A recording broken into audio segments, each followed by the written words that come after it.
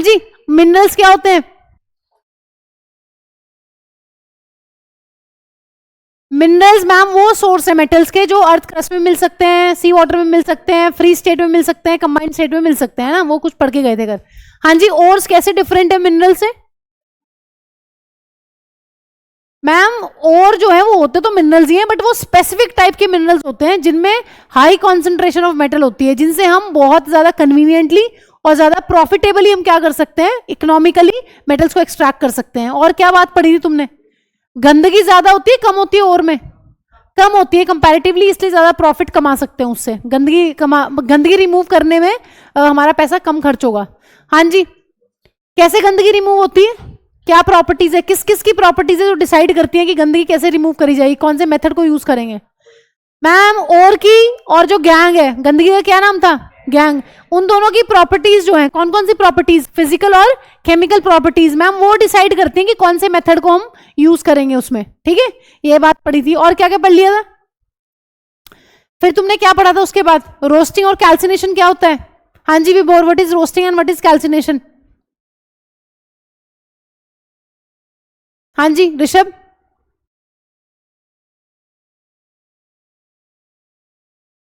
Calcination carbonate ores की होती है, लिमिटेड एयर में हीट करते हैं स्ट्रांगली और बना देते हैं उसका ऑक्साइड। फिर ऑक्साइड को देखेंगे आज क्या करना है। हाँ जी, रोस्टिंग क्या है? सल्फाइड ओर को बहुत स्ट्रांगली एक्सेस ऑफ एयर में हीट करते हैं और बना देते हैं उसका मेटल का ऑक्साइड। अब आज की क्लास में देखेंगे आगे ऑक्साइड से मेटल कैसे मिलेगा। ठीक है, ये बातें पढ़ ली थी। उसके बाद फिर तुमने ये लिस्ट बनाई थी एक एक्टिविटी सीरीज या रिएक्टिविटी सीरीज की, कि कौन सा मेथड किस में यूज करना है। तो तुमने 4 कैटेगरीज में डिवाइड कर लिया था पूरी की पूरी एक्टिविटी सीरीज को। क्या कैटेगरीज थी? सबसे ऊपर वाली कैटेगरी कौन सी थी? मेटल्स ऑफ हाईएस्ट रिएक्टिविटी, फिर मेटल्स ऑफ मॉडरेट या मीडियम रिएक्टिविटी, फिर मेटल्स ऑफ लो रिएक्टिविटी। और मैम लीस्ट भी एक कैटेगरी बना ली है। लीस्ट वो वाले हैं जो रिएक्ट नहीं करते, जैसे कि गोल्ड और कौन, प्लैटिनम। ठीक है, कभी कभी तुम गोल्ड के कंपाउंड्स भी पढ़ोगे हायर क्लासेस में, बट अभी के लिए ठीक है, इतना कोई बहुत डिटेल में जाने की जरूरत नहीं। हाँ जी, कौन कौन से थे जरा बताना, हाईएस्ट रिएक्टिविटी वाले, क्योंकि आज काम आने वाली है सारी चीजें, जल्दी बताओ। पहले 5 potassium, sodium, calcium, magnesium, aluminium. उसके बाद अगले 3 कौन कौन है? Zinc, iron, lead. ये किस में आएंगे? मॉडरेट में। हाँ जी, लीस्ट वाले कौन है? मरकरी, कॉपर एंड सिल्वर, ये लो वाले हैं। और लीस्ट वाले कौन है? गोल्ड और प्लेटिनम। प्लेटिनम याद करो, कर लेना, नहीं तो कोई जरूरत नहीं। गोल्ड याद रखना कि भाई गोल्ड है। हाँ जी, उसके बाद क्या पढ़ा था? कंबाइंड स्टेट में कौन कौन मिलते हैं? हाँ जी, कौन बताएगा? ये बताएगा प्रणव। प्रणव ये बताओ, जो हाईएस्ट रिएक्टिविटी वाले हैं वो कभी फ्री स्टेट में मिलेंगे, हमेशा कंबाइंड में मिलेंगे? हमेशा कंबाइंड में मिलते हैं। क्लोराइड्स मिलते हैं या ऑक्साइड्स मिलते हैं, कल पढ़ के गए थे, इसलिए उनकी आज देखेंगे कैसे इलेक्ट्रोलाइसिस से मेटल को अलग कर लेते हैं। हाँ जी, जो मॉडरेट रिएक्टिविटी वाले हैं वो कैसे मिलेंगे विभोर? कंबाइंड में, फ्री में? दोनों में नहीं मिलेंगे। वो किस में मिलेंगे? वो भी मैम रिएक्टिव ही है, तो वो किस में मिलेंगे? कंबाइंड स्टेट में मिलेंगे। कौन कौन सी कंबाइंड स्टेट्स पॉसिबल है मॉडरेट वाले की? Sulphides ma'am, sulphates, oxides and carbonates, तीनों टाइप की चीजें पॉसिबल है जो हमारे कोर्स में उसको पढ़ रहे हैं। पॉसिबल तो और भी बहुत कुछ है। हाँ जी, लो रिएक्टिविटी वाले कैसे मिलते हैं? मैम ये फ्री भी मिलते हैं, ये कंबाइंड भी मिलते हैं। फ्री भी मिल जाएंगे, कंबाइंड भी मिल जाएंगे। कौन कौन आता है लो रिएक्टिविटी में? बट कौन कौन आता है? Copper, silver, mercury. ठीक है, तो याद रखना है, एमसीक्यू आया है तो वहां से भी लिंक करके कुछ भी क्वेश्चन आ सकता है। ठीक है, ये पढ़ लिया तुमने। उसके बाद वो बताना जरूर, जो बिल्कुल लीस्ट रिएक्टिव है वो कैसे मिलेंगे विनायक? कंबाइंड में, फ्री में? पीछे से फ्री आवाज आई तो फ्री मेरा आंसर है। ठीक है, फ्री को क्या क्या बोलते हैं? फ्री का क्या नाम है? और नेटिव, नेटिव मतलब अपनी नेचुरल स्टेट में, मतलब एलिमेंट की फॉर्म में अपनी, ये पढ़ लिया था। हाँ जी, कल की क्लास में फिर तुमने ये राम महाभारत स्टार्ट करी थी। पहले ये बताओ कौन कौन से स्टेप्स है मेटलर्जिकल प्रोसेस में, ये बताएगा आरुष। आरुष बताना कौन कौन से स्टेप्स है 4।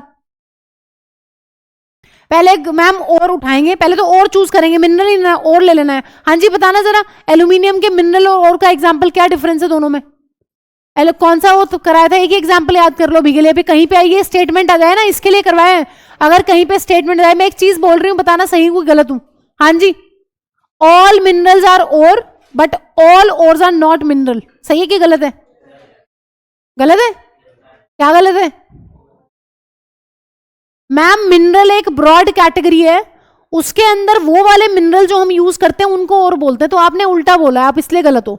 ये स्टेटमेंट सही है जो मैं बोल रही हूं, all ores are minerals but all minerals are not और मिनरल एक ब्रॉड कैटेगरी है, उसके अंदर कुछ ऐसे मिनरल्स हैं जिनको हम एज अ और यूज करते हैं, तो ये वाली बात ठीक है। अगर पूछेगा कि जस्टिफाई करो स्टेटमेंट को, इसलिए एग्जाम्पल के लिए वो लिखवा दिया एल्यूमिनियम वाला, कि एल्यूमिनियम का जो मिनरल है वो कौन है, क्ले, उसमें से निकालेंगे नहीं, लेकिन जो और है बॉक्साइट उसमें से हम एक्सट्रैक्ट कर लेंगे कन्वीनियंटली, ठीक है। वो एग्जांपल वहां सेट कर देना अगर कभी पूछ ले। अब इधर आ जाओ जरा, 4 स्टेप कौन कौन से थे आरुष ने? पहला स्टेप बताया crushing and grinding of ore को उठाओ, मिनरल नहीं ओर को ले लो और उसको अच्छे से क्रश करके चूरा बना दो उसका। हाँ जी, दूसरा स्टेप क्या था प्रणव? उस चूरे को खा जाओ, चूरा खत्म, बात खत्म। हाँ जी मैम, उसको कॉन्सेंट्रेशन ऑफ ओर करते हैं या फिर एनरिचमेंट ऑफ ओर करते हैं। एनरिचमेंट ऑफ ओर का क्या मतलब है भोर?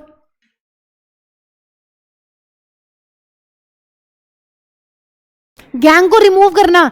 एनरिच का मतलब ये मत समझना कि मेटल और मिला दिया है। मैं भाई जब तुम गंदगी निकाल दोगे तो किस चीज की कॉन्सेंट्रेशन बढ़ जाएगी और में? ऑफ कोर्स मेटल की। गंदगी निकाल दी, मेटल की परसेंटेज बढ़ेगी बढ़ेगी बढ़ेगी, इन द सेंस ये नहीं कि पहले 70% था बढ़ गया है, गंदगी हटके उसमें ज्यादा रह गया ना, मेटल गंदगी हट गई है तो परसेंटेज वाइज गंदगी हटेगी तो मेटल बढ़ जाएगा। तो एनरिचमेंट ऑफ ओर है। थर्ड स्टेप क्या था?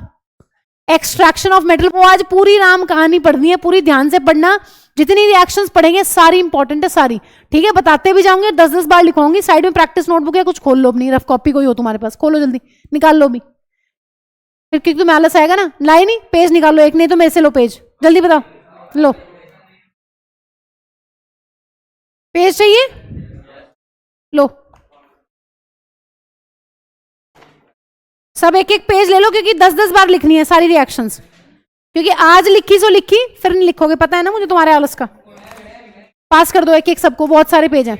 हाँ जी लो जल्दी, और 10-10 बार लिखनी है, और मैं यही हूं आज, मैं भी लिखवा के जाऊंगी तुमसे, बताऊंगी अभी, इसलिए पहले रख लो सेफर साइड। हाँ जी पीछे पास कर दो, ये नहीं कि खाने लग गए। इस वर्षिल को भी दे दो एक, है कहाँ आगे, ठीक है जल्दी दो, आओ जल्दी अब। अच्छा ये बताओ, जब तुमने मेटल ऑक्साइड को निकाल लिया है, बना लिया है, उसके बाद क्या स्टेप है? एक्सट्रैक्शन के बाद, एक्सट्रैक्शन ऑफ मेटल के बाद क्या स्टेप है? क्या बेटा? ये आगे इन्होंने ज्यादा रखे हैं, पेपर चोर, लो इनसे पेपर, ये लो, यू हैव, पास कर दो पीछे, क्योंकि they don't have. You have ना? हाँ जी चाहिए तुम्हें? सारे कंजूस मांग रहे हैं पेपर। चलो आओ पढ़ लो, और लिखनी है 10 बार बोलूंगी तो 10 बार ही लिखनी है। किसको चाहिए? पास कर देना हर्षिल, इसको दे देना, धनंजय पीछे भी दे देना उनको भी, आओ। हाँ जी 4 स्टेप, क्रशिंग कर दो, ग्राइंडिंग कर दो, ओर को एनरिच कर दो, ठीक है, फिर क्या कर दो? एक्सट्रैक्शन, मेटल की एक्सट्रैक्शन करनी है, मेटल निकाल देंगे। लेकिन मैम हम ये देखेंगे कि जो हाईएस्ट रिएक्टिविटी वाले मेटल्स हैं उनकी, बस चुप हो जाओ, उनको जो हमने एक्सट्रैक्ट किया है ना इलेक्ट्रोलाइटिक रिफाइनिंग, उससे इलेक्ट्रोलाइटिक रिडक्शन से, तो मैम वो हमें साफ फॉर्म में मिलते हैं। इसका मतलब यहां पर कोई भी रिफाइनिंग करने की जरूरत नहीं पड़ती। हाँ जी, no refining of metal is needed, is required.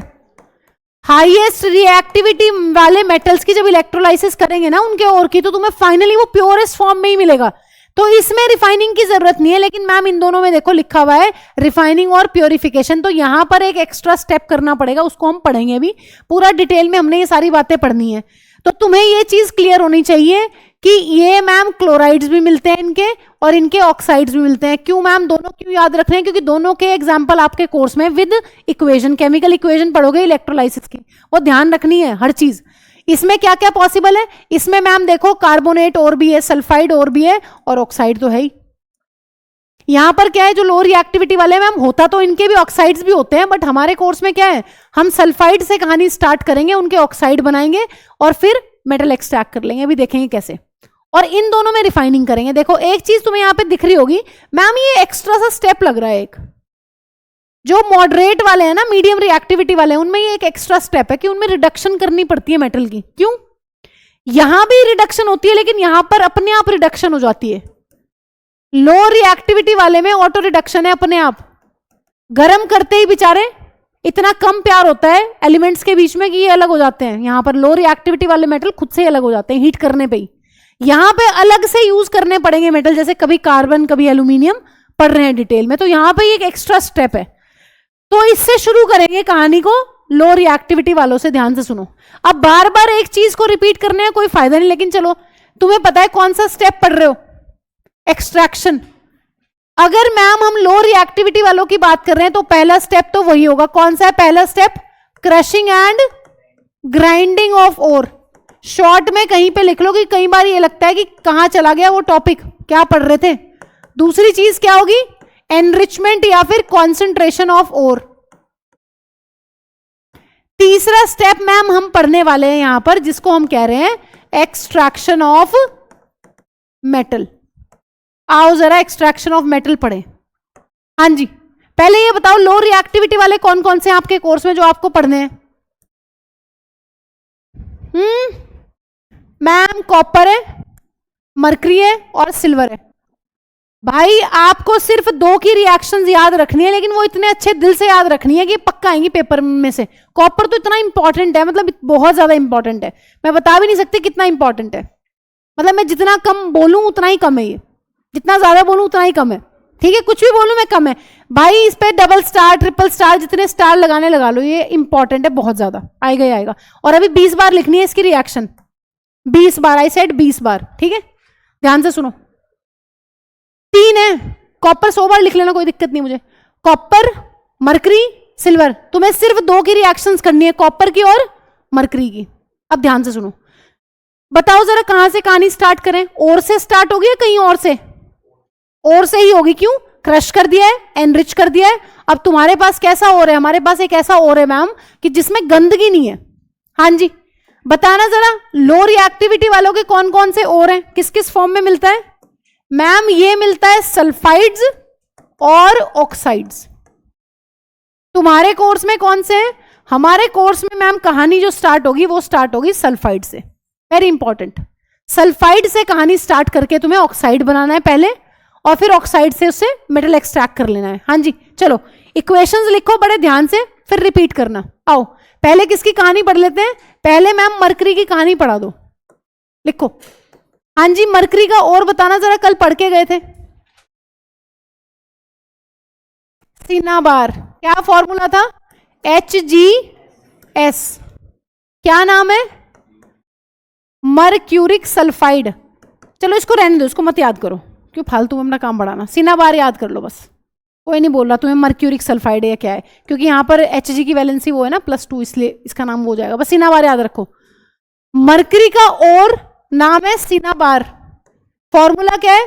HgS। अब बताओ कल पढ़ के गए हो, जिसका और सल्फाइड होता है, सल्फाइड और की क्या ट्रीटमेंट करते हो? रोस्टिंग की कैल्सिनेशन?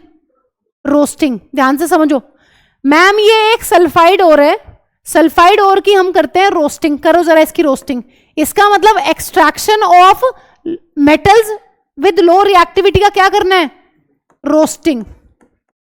क्योंकि मैम हमारे कोर्स में सल्फाइड और से कहानी शुरू होती है, इसलिए हम रोस्टिंग ही करेंगे। रोस्टिंग तुम्हें पता है, रोस्टिंग में क्या करोगे? मैम कुछ नहीं करना, ये HgS है। HgS क्या स्टेट होगी? सॉलिड है। मैम इसको भर भर के इसके ऊपर हवा फेंकेंगे, ऑक्सीजन देंगे इसको बहुत सारी, और इसको इतना हीट करेंगे कि ये किस में कन्वर्ट हो जाए? ये इसके ऑक्साइड में कन्वर्ट हो जाए। बताओ जरा साइड में कौन सी वो बनेगी गैस? देखना जरा, एक तो मर्क्यूरिक ऑक्साइड बन गया, ये मरकरी का ऑक्साइड बन गया है, और साइड में कौन सी गैस निकले? SO2। बैलेंस करो पहले रिएक्शन जल्दी। हाँ जी, ये इक्वेशन बैलेंस करो पहले। हो गई क्या? देखना 6, हाँ हो गई। ठीक है, इसका मतलब ये पहला स्टेप है। पहले स्टेप में क्या किया है तुमने? एक्सट्रैक्शन में मैम सल्फाइड और से कहानी स्टार्ट हुई है, तो हमने ऑफ कोर्स क्या करना है? रोस्टिंग करनी है। रोस्टिंग का क्या मतलब है? रोस्टिंग का मतलब होता है सल्फाइड और के ऊपर भर भर के हवा फेंकते हैं, ऑक्सीजन देते हैं उसको, और बहुत स्ट्रांगली हीट करते हैं, तो मैम वो ऑक्साइड में चेंज हो जाता है और साइड में गैस निकल जाती है। हाँ जी, अब बताओ क्या करें इसकी? अब ध्यान से सुनो एक इंपॉर्टेंट चीज, एनसीईआरटी की इक्वेशन को कंसीडर करते हैं, बाकी इसकी और भी बहुत सारी इक्वेशंस है, बट तुम उसको छोड़ दो अभी। क्या होता है, ये जो लो रिएक्टिविटी वाले हैं ना, लो रिएक्टिविटी का क्या मतलब है प्रणव? जो बहुत कम रिएक्ट हो, इसका मतलब इनको ज्यादा दूसरे एलिमेंट्स ना ज्यादा पसंद नहीं है, बेचारे कंपाउंड तो बना लेते हैं, लो वाले कंपाउंड तो बना लेते हैं थक हार के, लेकिन इनको ज्यादा पसंद नहीं है। देखो क्या होता है, यहां पर जो ये मर्क्यूरिक ऑक्साइड है ना, तुम इनको गर्म ही करना स्टार्ट करते हो, ऑक्साइड को गर्म करना स्टार्ट ही करते हो कि ये Hg अलग और ऑक्सीजन अलग। इसका मतलब जो मेटल्स हमारे लो रिएक्टिविटी वाले हैं ना, उनके ऑक्साइड में हमें किसी भी एजेंट की जरूरत नहीं है। एक चीज ये बताओ, ये मेटल का ऑक्साइड है, मेटल के ऑक्साइड से मेटल बनाने के लिए कौन सी प्रोसेस करनी पड़ेगी? हाँ जी बताओ जल्दी। मर्क्यूरिक ऑक्साइड है ये जल्दी बताओ, कौन बताएगा? मैंने क्या बोला है, अगर तुम्हें मेटल के ऑक्साइड से मेटल बनाना है, क्या प्रोसेस करनी पड़ेगी? कौन सा एटम हटाना पड़ेगा इसमें से? ऑक्सीजन। ऑक्सीजन के हटने को क्या बोलते हैं? रिडक्शन। तो रिडक्शन के लिए तुम क्या पढ़ते आ रहे हो अभी तक? मैम रिडक्शन के लिए तो कुछ ऐसा पढ़ रहे थे कि कोई एजेंट चाहिए। कौन सा एजेंट चाहिए? Reducing agent. लेकिन बच्चों जो लो रिएक्टिविटी वाले मेटल्स है ना, उनमें रिड्यूसिंग एजेंट नहीं चाहिए। तो ये स्टेटमेंट में तुम्हें कहीं लिखा हुआ मिलेगा, तो तुम्हें ध्यान रखना है। जो लो रिएक्टिविटी वाले हैं ना, जैसे Hg है, इसके साथ बेचारी ऑक्सीजन चिपकी तो हुई है, लेकिन जो हल्का सा गर्म करा तो Hg अलग ऑक्सीजन अलग। तो लो रिएक्टिविटी वालों में कोई भी रिड्यूसिंग एजेंट नहीं चाहिए। No reducing agent is required. लिखो इसको पूरा और बैलेंस करो कि जो लो रिएक्टिविटी वाले मेटल्स हैं, अगर उनका ऑक्साइड एक बार हमें मिल गया है, तो ऑक्साइड को हल्का सा गर्म ही करेंगे ना, तो हमें तुरंत क्या मिल जाएगा? हमें तुरंत मैम उसका मेटल अलग मिल जाएगा। और तुम देखना भी, जो हाईएस्ट रिएक्टिविटी वाले हैं उन पे तो बिजली फेंक फेंक के मारेंगे बेचारों पे, तब जाके वो अलग होंगे। लेकिन मिलेंगे तो प्योर मिलेंगे, उनकी प्योरिफिकेशन करने की जरूरत नहीं पड़ेगी। इनकी प्योरिफिकेशन करनी पड़ती है, हल्का सा गंदगी रह जाती है फिर भी इनके अंदर।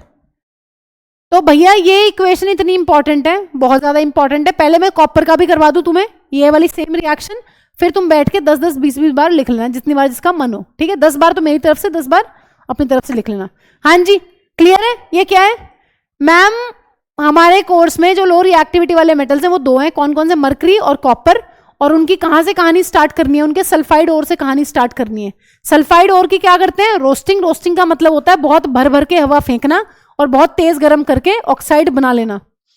अब ऑक्साइड से तुम्हें चाहिए मेटल, तो बस हल्का सा गर्म ही करेंगे, मेटल अलग हो जाएगा, ऑक्सीजन गैस अलग निकल जाएगी। वैसे तो होता ही है कि ये वाली जो चीज बनती है ना, जो ऑक्साइड बनता है, ये इसके साथ रिएक्ट करके बनाता है। ठीक है, बट तुम्हारी बुक में यही दिया हुआ है, तो तुम यही करो, तुमसे वो कोई नहीं पूछेगा। ठीक है, तो ये कहानी पता होनी चाहिए। अब आ जाओ दूसरे पे। दूसरा मेटल कौन सा है बच्चों लो रिएक्टिविटी वाला? हाँ जी, दूसरा मेटल कौन सा है लो रिएक्टिविटी वाला? कॉपर। कॉपर का और कौन सा पढ़ के गए हो कल? जल्दी बताओ, बताइए जल्दी, कौन से कॉपर के और आप पढ़ के गए हो कल? Copper glance. क्या था फॉर्मूला? ये नाम बताना जरा इसका, बताओ जल्दी। सिनेबार का तो सिनेबार ही कर लो, वैसे सिनेबार का नाम वो भी कर सकते हो तुम, मर्क्यूरिक सल्फाइड ऑक्साइड है, मर्क्यूरिक ऑक्साइड। इसका क्या नाम होगा? इक होगा, अस होगा इसके नाम में? हाँ जी, इक की अस? क्यों ये बताओ? कुछ अस कह रहे हैं, कुछ इक कह रहे हैं।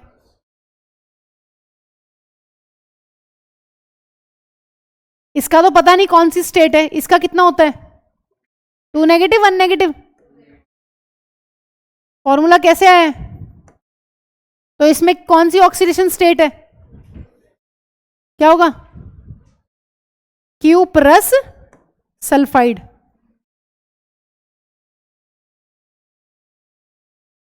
क्यू रस है, रस क्यों? क्योंकि मैम यहां कॉपर की 1+ ऑक्सीडेशन स्टेट है। अगर 2 होती 2+, तो फिर इक होता। इक कब लिखते हैं हम? इक कब लिखते हैं? हायर ऑक्सीडेशन स्टेट में या लोअर में? हायर में। तो ये लोअर है ना, यहाँ 1+ है, इसलिए ये क्यूप्रस ऑक्साइड है। आ जाओ कॉपर ग्लांस से कहानी स्टार्ट करो। सेम रिएक्शन है, सब कुछ सेम है जो मरकरी का है। अगर एक अच्छे से आ गई समझ तो आ जाएगी। हाँ जी प्रणव बताना जरा क्या करूं, सल्फाइड हो रहे तो रोस्टिंग करूंगी कैल्सिनेशन। रोस्टिंग में क्या करते हैं मैम, भर भर के इसके ऊपर ऑक्सीजन फेंकते हैं और साथ में बहुत ज्यादा गर्म करते हैं। गर्म को चाहे इससे लिख लो चाहे हीट लिख लो इसके ऊपर। बताओ जरा क्या बनेगा मैम। पहले तो बनेगा ऑक्साइड। इस ऑक्साइड का नाम बताना जरा अब। हाँ जी नाम बता दो। क्यूप्रिक की cuprous? Cuprous oxide. Copper glance की क्या कर रहे हैं मैम, यहां पर भी रोस्टिंग करनी पड़ेगी। कल पढ़ के गए हैं कि सल्फाइड ओर्स की रोस्टिंग करते हैं। हाँ जी रिएक्शन बैलेंस करिए जल्दी। मेरे ख्याल से इसकी बैलेंसिंग भी कुछ वैसी सी होएगी।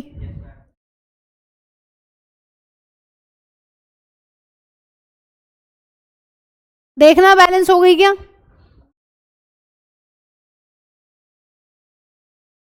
हाँ जी देखो बैलेंस हो गई क्या? हो गई। आओ जरा, इसकी भी सेम कहानी है भाई की भी, लेकिन इसकी एनसीईआरटी में इक्वेशन जो दी हुई है उसमें ये दिया हुआ है कि ये ऑक्साइड जैसे ही बनना शुरू होता है ना तुरंत इस सल्फाइड के साथ मिलकर रिड्यूस हो जाता है। और पेपर में यही वाली लिखनी है जो बता रही हूं, ठीक है? पेपर में यही वाली इक्वेशन चाहिए, दूसरी कोई चाहिए ही नहीं, ठीक है? मरकरी का क्या करोगे, मरकरी को तो हीट करके तुरंत बनवा देना, लेकिन कॉपर में इसके सल्फाइड के साथ रिएक्शन करके बनानी है। कॉपर अलग हो जाएगा और कौन सी गैस निकल जाएगी? बैलेंस करो जल्दी।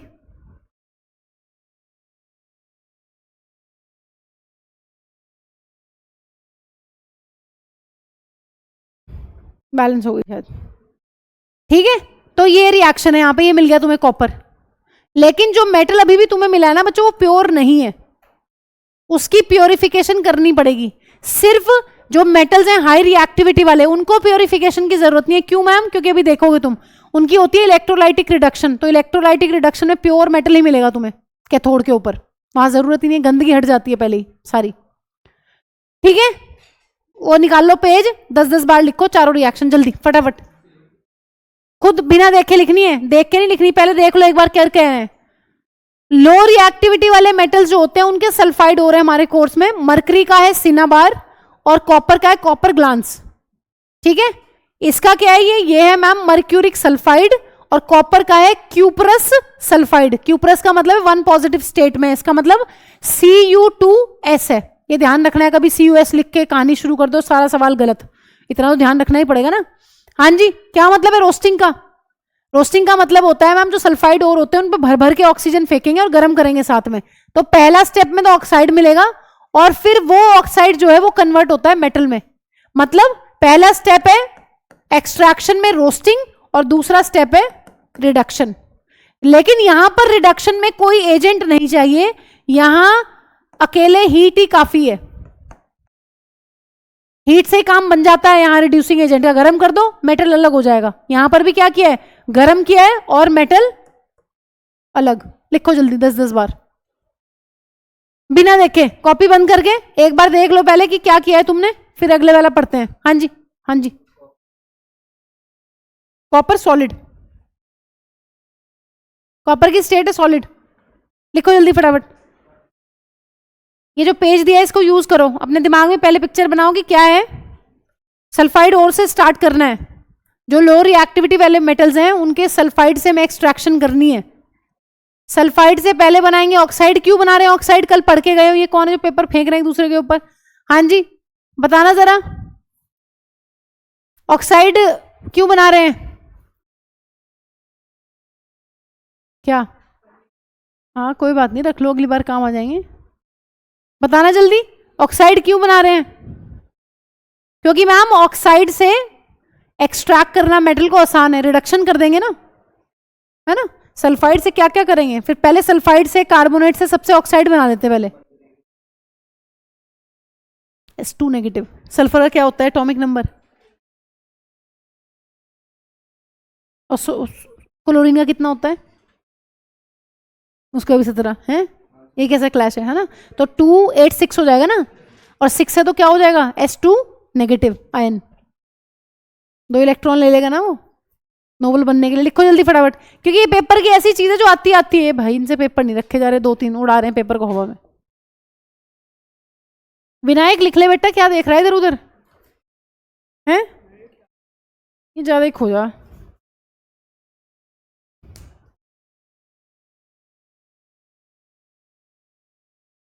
लिखो जल्दी, लिखो भाई, एक ही बार लिखा हुआ और दिखा रहा है ये, मैम लिख लिया, लिखो जल्दी। कांजी सो गए या खो गए, और नेक्स्ट लेवल है, अपने खोए पड़े हैं अलग ही। लिख ले भाई लिख ले, ये देख, इसे देख के भी ठीक नहीं लिखा जा रहा, ये कब ऐसा लिखवाया मैंने, कब लिखवाया मैंने 2,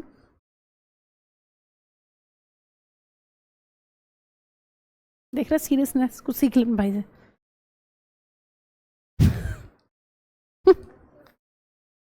आपने कुछ कहा था फिर, कुछ नहीं कहा था, या कहा था टेंशन मत लो, नहीं मुझे ऐसा लगा था। मम्मी तो ये कह रहे थे मेरी सुनते नहीं, इसलिए तुम सुनता क्योंकि इनके पापा कुछ नहीं कहते। आरुष पढ़ाई चल रही है अब? नहीं क्यों नहीं, नहीं मैम, पढ़ ले भाई पढ़ ले, पढ़ लो पढ़ लो, सच्ची में तो पता चल जाएगा 1-2 दिन में ही।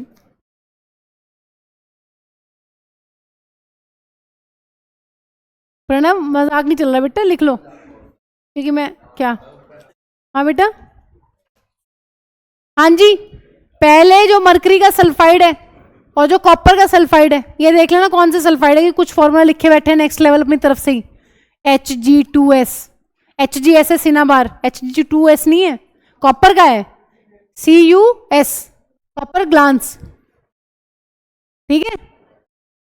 हाँ जी, कॉपर ऑक्साइड का क्या नाम था, कल लिखवाया था मैंने ओर्स में, क्या नाम था,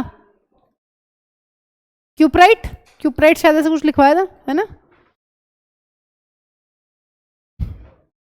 तो पहले सल्फाइड की कर देंगे रोस्टिंग, एक्सेस ऑफ ऑक्सीजन से करा के रिएक्शन बना देंगे ऑक्साइड,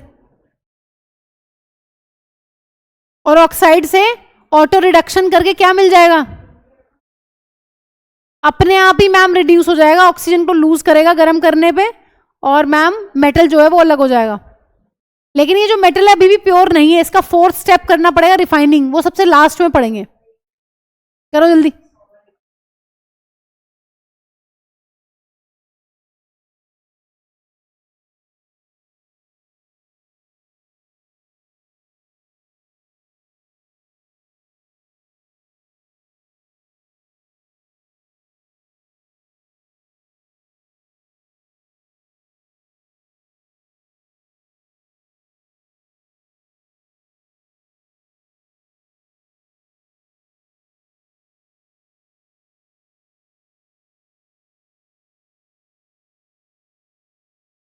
एक लाइन लिखो इसके नीचे, ये हो गया पूरा कंप्लीट तुम्हारा, कॉपी में, हाँ रिएक्शन के नीचे एक चीज लिखो, लिखो दीज आर, कॉपी में, नोट्स कॉपी में लिखो, these are very less reactive metals, these are very less reactive metals, the oxides of these metals, the oxides of these metals can be reduced to, the oxides of these metals can be reduced to metals by heating alone. The oxides of these metals can be reduced to metals by heating alone. By heating alone. भाई copper वाली बहुत important reaction है, याद रखनी है, वहां अगर CuS लिखोगे पहले काट देगा, मेरे जैसा तो कोई देख के भाई इसको फॉर्मूला ही नहीं आता कॉपर ग्लांस का, ठीक है। तो Cu2S है, कौन सा ऑक्साइड है, क्यूपरस है या क्यूप्रिक सल्फाइड है, क्यूपरस, क्योंकि 1 पॉजिटिव वैलेंसी है, ठीक है। और मर्क्यूरी में मर्क्यूरिक है क्योंकि वहां 2 पॉजिटिव है, ठीक है। आओ जरा, हाँ जी, अब पहुंच गए मिडिल रिएक्टिविटी वाले, कौन कौन से आपके कोर्स में, जल्दी बताओ। जिंक, और आयरन और लेड। हमारे कोर्स में कौन सी रिएक्शंस हैं? हमें तो मैम बुक में सिर्फ जिंक दे रखी है, वही पढ़नी है, ठीक है, सिर्फ जिंक। आयरन की भी एक रिएक्शन है, उसको बाद में पढ़ लेंगे थर्माइट रिएक्शन के अंदर, ठीक है। पहले ही वाला सीखो, थर्माइट रिएक्शन भी काफी काफी इंपॉर्टेंट है, यहां पढ़ेंगे उसको। ये तो नाम से ही आती है रिएक्शन, ठीक है। तो दो बातें पढ़नी है इस टॉपिक में, क्या? एक तो जिंक की पूरी एक्सट्रैक्शन पढ़नी है और एक पढ़ना है आयरन। हाँ जी, यहां पर भी वही स्टेप्स हैं, बार बार नहीं लिख रहे। पहला स्टेप क्या है? वही ग्राइंडिंग ऑफ ओर। दूसरा स्टेप क्या है? Enrichment of ore. हाँ जी, तीसरा स्टेप क्या है? तीसरा स्टेप क्या है? Extraction of metal. अब तुम्हें पता है, यहां पर बताना जरा और किस किस फॉर्म में मिलेंगे। जो मिडिल रिएक्टिविटी वाले हैं उनके ओर्स कौन कौन से हैं मैम? कौन कौन से, जल्दी बताना। कार्बोनेट ओर्स है मैम, और सल्फाइड ओर्स हैं। अब जिंक का बताओ जरा, क्या क्या पढ़ के गए हो कल? बताना जरा, जिंक के ओर्स पढ़े थे क्या या नहीं पढ़े थे? कार्बोनेट और क्या है? ZnCO3। और सल्फाइड और क्या है? ZnS। नाम बताना जरा, क्या क्या नाम पढ़ के गए थे? कैलामाइन, लिखो, इसको नोट करो पहले, फिर इनकी कहानी करते हैं अभी आगे। लिखो फटाफट, फिर रिएक्शंस पे चल रहे हैं भाई। ऑक्साइड बनाना है इनसे। हाँ जी, बताना जरा सल्फाइड ओर्स की क्या करेंगे अभी, बताओ जल्दी, फटाफट करो। इसका क्या नाम है? जिंक ब्लेंड है नहीं?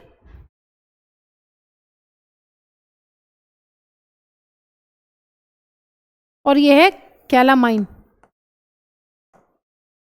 ये वाले नाम याद रखो ना रखो, बट वैसी चीजें पता होनी चाहिए कि क्या कर रहे हैं। आओ जरा बताओ क्या करें। अब इसमें तुम्हें पता है मैम, जो कार्बोनेट ओर्स है उनकी क्या करनी पड़ेगी? हाँ जी, कैल्सिनेशन। ठीक है, कैल्सिनेशन करते हैं मैम इनकी। इनकी क्या करनी पड़ेगी सल्फाइड ओर्स की? रोस्टिंग। करो जरा इनकी रोस्टिंग। रोस्टिंग में तो तुम परफेक्ट हो, हाँ करो जल्दी। आओ जरा। अरे लिखा नहीं? लिखो फिर जल्दी। हाँ जी, दो ही मेटल्स पढ़ रहे हैं बस।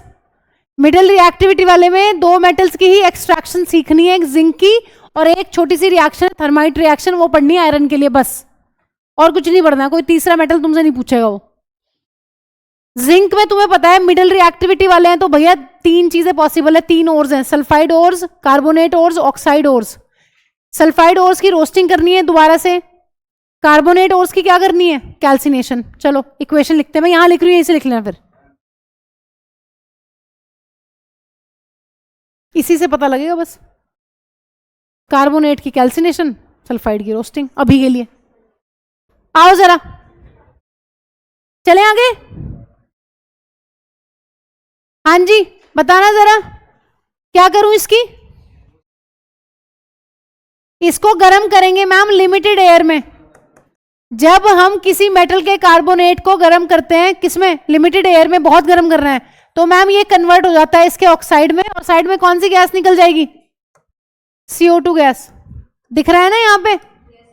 एक ऐसी रिएक्शन फर्स्ट चैप्टर में पढ़ी थी, बताना जरा कौन सी थी, बताओ जल्दी।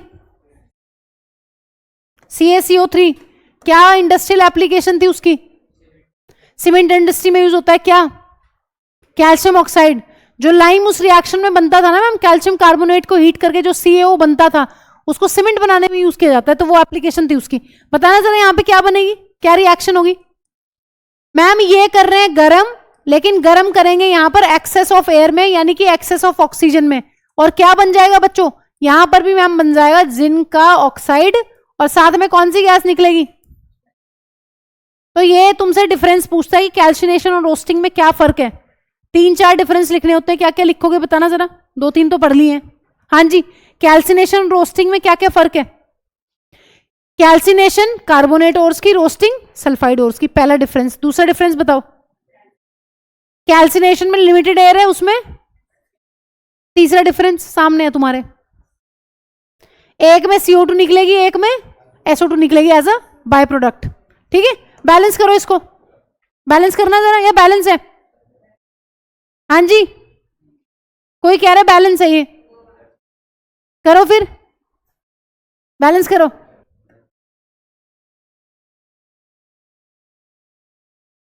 अब हो गई? ये देखना क्या हुआ इसे, ये सांप सा बन गया। अब बताओ अब क्या करें। अब ये बेचारे मीडियम रिएक्टिविटी वाले हैं, जो लो रिएक्टिविटी वाले थे उनका ऑक्सीजन के साथ ज्यादा प्यार नहीं था, वो तो अपने आप ही ऑक्सीजन को छोड़ रहे थे, थोड़ा सा गर्म किया और ले ऑक्सीजन साइड हो गई। इनमें ऐसा नहीं होगा क्योंकि इनकी रिएक्टिविटी ठीक ठाक है, इनकी रिएक्टिविटी ठीक ठाक है, इसलिए ऑक्सीजन को इतनी जल्दी नहीं छोड़ते। तो यहां पे तुम्हें थोड़े से कुछ हथियार अपनाने पड़ेंगे और वो हथियार काफी काफी काफी इंपॉर्टेंट है इस टॉपिक के लिए, ध्यान से सुनो, ठीक है। हाँ जी, क्या बोला है मैंने अभी? जो लो रिएक्टिविटी वाले थे उनके साथ ऑक्सीजन की क्या दोस्ती थी? हाँ जी भाई साहब, जो लो रिएक्टिविटी वाले मेटल्स थे वो ऑक्सीजन को जल्दी क्यों छोड़ रहे थे आरुष? रिएक्टिविटी कम है मैम, ऑक्सीजन में ज्यादा इंटरेस्ट नहीं है उन्हें, वो तो चाह रहे थे कि हमें कोई गर्म करे, हम ऑक्सीजन को साइड कर दें। लेकिन मैम ये है मिडिल रिएक्टिविटी वाले, इतनी कम रिएक्टिविटी नहीं है। तो इसका मतलब ये जो ऑक्सीजन है ना बच्चों इनके मेटल के साथ, जो ये मेटल ऑक्साइड्स बने हैं इतनी जल्दी से छूटेंगे नहीं। अब ध्यान से सुनो, तुमने किया क्या है एक्सट्रैक्शन में? मैम यहां पर करिए कैल्सिनेशन और यहां पर करिए क्या, दोनों का प्रोडक्ट क्या मिला है तुम्हें बताना जरा। मैम मेटल का ऑक्साइड मिला है। अब बताओ क्या करें इसका? देखो अब दो तरीके हैं तुम्हारे पास, काफी काफी इंपॉर्टेंट है, थर्माइट रिएक्शन इसमें पढ़ेंगे अभी, सुनो ध्यान से एक बात। अब तुम्हें जो मेटल ऑक्साइड मिला है उससे मेटल निकालना है, तो तुम्हारे पास दो तरीके हैं, तुम्हें रिड्यूसिंग एजेंट यहां पर यूज करना पड़ेगा। ध्यान से सुनो, कौन सा मेटल एग्जाम्पल में ले लो? Zn ले लो, इसका तुम्हें Zn बनाना है। फर्स्ट चैप्टर में तुमने एक रिएक्शन पढ़ी थी अगर तुम्हें याद हो, मैम ZnO की रिएक्शन करी थी कार्बन के साथ, याद है कुछ ऐसा?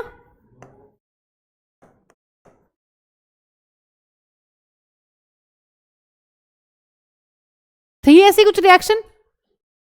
थी, रिडॉक्स में थी शायद। बताना जरा क्या हुआ यहां पे। मैम ये मेटल का ऑक्साइड है, ठीक ठाक रिएक्टिविटी वाला, ये बहुत जल्दी से ऑक्सीजन को नहीं छोड़ेगा, गर्म करने से उसका कुछ नहीं हो रहा है। ये कह रहा है मुझे तो कोई रेजेंट ला के दो, मैं तभी अलग करूंगा ऑक्सीजन को। अब इसमें मुझे तुम ये बताओ कौन सी रिडॉक्स रिएक्शन कहां से कहां चलती है? हाँ जी, ZnO से Zn का बनना इज व्हाट? क्यों? लॉस ऑफ ऑक्सीजन होगा, तो मैम इसको हम लोग बोल रहे हैं रिडक्शन, और यहां पर कार्बन ने कर लिया ऑक्सीजन को गेन, तो ये है ऑक्सीडेशन। तुम्हारा मोटिव क्या था यहां पर? हाँ जी प्रणव, क्या मोटिव था इस रिएक्शन में हमारा? मैम Zn को अलग करना था, मेटल को अलग करना था, तो इसकी हेल्प ले ली हमने। इसका मतलब मैम जो मिडिल रिएक्टिविटी वाले एलिमेंट्स है ना, उसमें हमें या तो कोई रिड्यूसिंग एजेंट यूज करना पड़ेगा मेटल को अलग करने के लिए ऑक्साइड से, या फिर मैम हमें कोई डिस्प्लेसमेंट रिएक्शन करनी पड़ेगी। मैं बता रही हूं कैसे, ये भी एक टाइप की वैसे डिस्प्लेसमेंट भी है ये, लेकिन तुमने कहीं भी रिएक्टिविटी सीरीज में कार्बन को नहीं पढ़ा ना, या ऐड कर लो करना है तो तुम्हें। एल्यूमिनियम देख, आकांक्षी कह रहे हैं नो मैम, करना है तो कर लो। एल्यूमिनियम के नीचे रिएक्टिविटी सीरीज में कार्बन आता है, लिख लो। वैसे वो एक नॉन मेटल है, बट अगर हमें देखना है कि उसकी रिएक्टिविटी कहां है,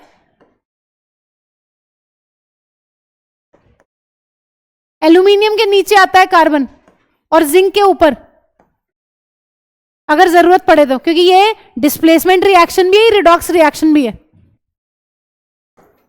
ये डिस्प्लेसमेंट रिएक्शन भी है क्योंकि कार्बन बीइंग मोर रिएक्टिव ने क्या कर दिया है, कार्बन बीइंग मोर रिएक्टिव ने मैम डिस्प्लेस कर दिया है जिंक को, और ये एक टाइप की रिडॉक्स भी है। आरुष ये रिडॉक्स क्यों है? क्योंकि मैम रिडक्शन और ऑक्सीडेशन एक साथ हो रहा है, इसलिए रिडॉक्स भी है। अब ध्यान से सुनो मेरी बात।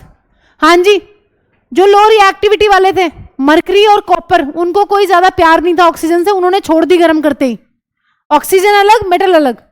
लेकिन यहां पर देखो जो मिडिल रिएक्टिविटी वाले हैं, जैसे कौन कौन से हैं तुम्हारे कोर्स में, जिंक है, आयरन है और लेड है, तो जिंक डिटेल में पढ़ना है, यही आता है हमेशा। तो जिंक को मैम या तो कार्बन जैसे रिड्यूसिंग एजेंट को यूज कर लेंगे, अगर हमें किसी मेटल के ऑक्साइड को रिड्यूस करना है तो क्या यूज करना पड़ेगा, रिड्यूसिंग एजेंट, तो कार्बन या कोक को यूज कर लेते हैं। यहाँ ये रिएक्शन है कि मेटल अलग हो गया है, तो ये डिस्प्लेसमेंट रिएक्शन भी है यहां पर, इसलिए रिएक्टिविटी भी बता दी। देखो कार्बन जो है वो ज्यादा रिएक्टिव है जिंक से, इसलिए क्या करता है ये जिंक को डिस्प्लेस भी कर रहा है यहां पे इस रिएक्शन में, ठीक है। लेकिन रिडॉक्स तो तुम्हें दिख ही रही है, आंख खोल के दिख रही है ना सबको कि रिडॉक्स है। तो एक तरीका तो ये है मेटल को ऑब्टेन करने का, दूसरा तरीका है डिस्प्लेसमेंट रिएक्शन। ये डिस्प्लेसमेंट भी है बट ये कोक में भी आती है। और ये अब लिखो, दो रिएक्शंस लिखो और आओ जरा। एक रिएक्शन एनसीईआरटी ने ये दे रखी है, कंप्लीट द रिएक्शन में आ चुकी है ये। हाँ जी, ये कौन है? शर्माओ मत, नाम बताओ अच्छे से। आगे मैंगनीज ऑक्साइड है मैम ये। Mn की वो बताना जरा, इस पे चार्ज कितना है? याद है फर्स्ट चैप्टर में पढ़ी थी वाली, ये वाला कंपाउंड कहां पढ़ा था? इस पे 4 पॉजिटिव है Mn पे, यहां पर फर्स्ट चैप्टर में कहां पढ़ा था ये नाम? फर्स्ट चैप्टर की लास्ट रिएक्शन, जल्दी बताओ। रिडक्शन में लास्ट थी, काफी इंपॉर्टेंट रिएक्शन है, ध्यान रखना है। आओ जरा इधर, ये भी सॉलिड और ये भी सॉलिड। हाँ जी बताना जरा, मैग्नीज की आपने कुछ पढ़ा है क्या रिएक्टिविटी के बारे में?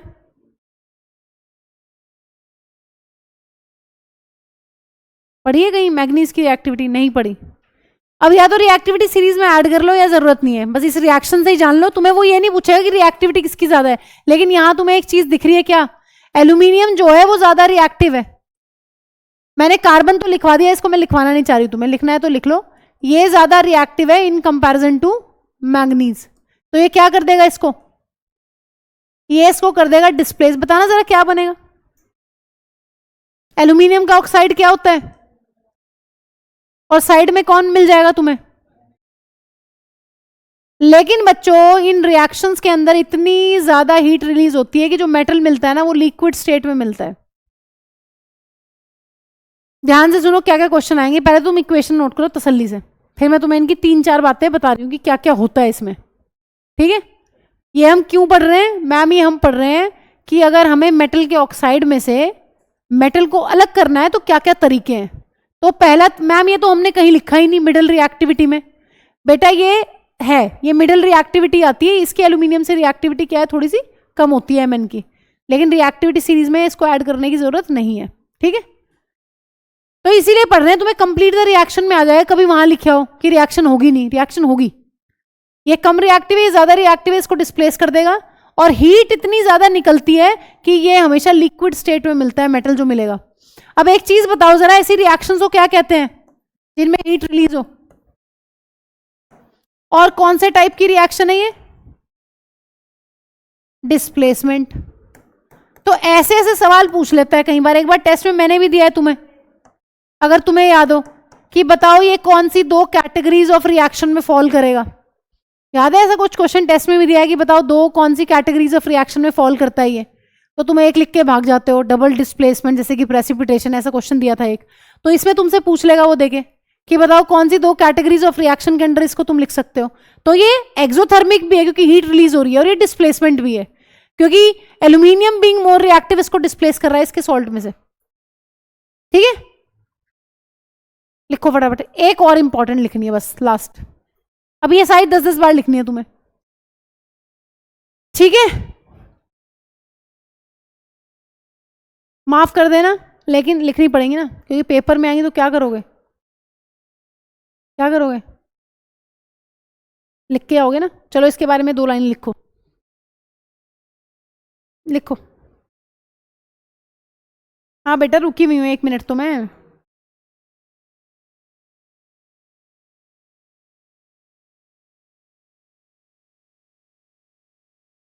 हाँ जी, आपने ये वाली चीज नोट कर ली थी ना, ये नोट कर लिया था ना, रिडक्शन ऑफ मेटल ये कि 2 तरीके हैं। यस मैम, ठीक है। लिखो जरा, एक लाइन लिखो। डिस्प्लेसमेंट रिएक्शन में लिखो एक चीज। हाँ जी, डिस्प्लेसमेंट रिएक्शन में एक चीज लिखिए, लिखो the highly reactive metal, the highly reactive element या फिर metal, the highly reactive metal या फिर element is used as reducing agent, is used as reducing agent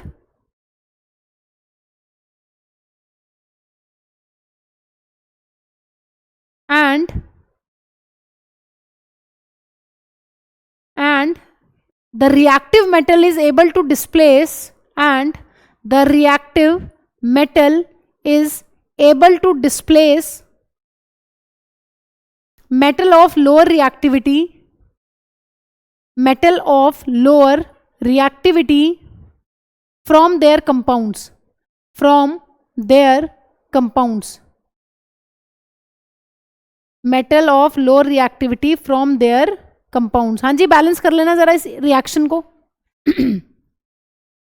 balance करो जल्दी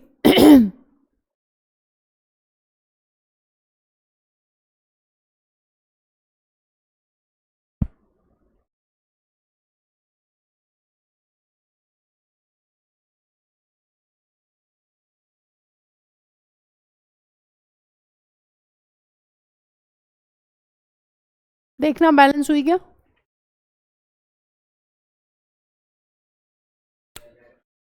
किसके बेटा? हाँ 4, और ये कह रही यस मैम। अब हो गई क्या? देख लो।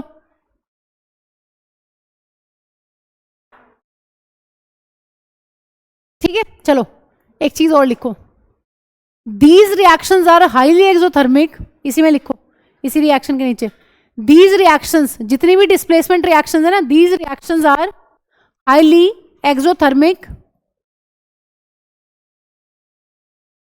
because a large amount of heat is released, because a large amount of heat is released, and the metal is obtained in molten state, and the metal is obtained in molten state.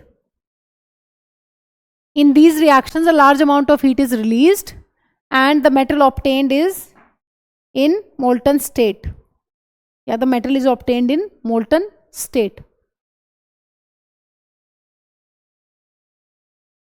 आओ जरा, ये reaction नाम से आती है, ये reaction सीधे thermite reaction पूछ लेगा 30 नंबर में कि थर्माइट रिएक्शन क्या होती है, कौन से टाइप की रिएक्शन में फॉल करती है, क्या कंपाउंड बनता है, या तो ऐसा क्वेश्चन आता है, या फिर इसमें तुम्हें वो पूछता है इन प्रोडक्ट, इनके नाम दे देता है कि बताओ ये रिएक्शन इसके साथ हो रही है, कि कौन सी रिएक्शन है, ऐसे सवाल पूछ रहे हैं। हाँ जी, किस किस की रिएक्शन है? थर्माइट रिएक्शन बहुत स्पेसिफिक रिएक्शन है, किसकी? इसका नाम बताना भाई का जरा। हाँ जी, इसका क्या नाम है? फेरिक या फेरस? क्यों, कैसे पता? 3+ है मैम, यह है फेरिक ऑक्साइड। फेरिक ऑक्साइड की रिएक्शन एल्यूमिनियम के साथ, बताना जरा क्या बनेगा, कौन अलग हो जाएगा? एल्यूमिनियम ज्यादा रिएक्टिव है या आयरन? ये है मोर रिएक्टिव और ये है लेस रिएक्टिव। बताओ क्या बनाए? हाँ जी, आयरन को अलग कर दें और किसका ऑक्साइड बना दें। अब यहां भी इतनी ज्यादा हीट रिलीज होती है कि जो मेटल मिलता है वो लिक्विड स्टेट में मिलता है। तो ये है थर्माइट रिएक्शन। इस स्पेशल रिएक्शन का नाम है थर्माइट, कि जब फेरिक ऑक्साइड की रिएक्शन करवाते हैं एल्यूमिनियम के साथ तो जो मेटल मिलता है ना आयरन, वो मोल्टन स्टेट में मिलता है तुम्हें। और इस रिएक्शन की एक बहुत बड़ी एप्लीकेशन है, किसी भी मशीन के, जो आयरन की बनी हुई मशीन होती है, अगर उनके कोई पार्ट जो है वो क्रैक हो गए, या रेलवे ट्रैक्स कहीं पे क्रैक आ गया है आयरन में, तो ये जो लिक्विड होता है ना आयरन का, इसको डाल देते हैं इस तरीके से और ये फिर सॉलिडिफाई हो जाता है रूम टेम्परेचर पे। तो ये फिक्स करने के काम आता है, क्रैक्स को भरने के काम आता है किसी मशीन में या रेलवे ट्रैक्स के, तो इसकी एप्लीकेशन भी है। तो इसमें 3 नंबर का सवाल बनता है कि थर्माइट रिएक्शन क्या है, उसकी एप्लीकेशन क्या है और कौन से टाइप की रिएक्शन है वो। तो कौन से टाइप की रिएक्शन है बताना जरा? एक्सोथर्मिक है और डिस्प्लेसमेंट है।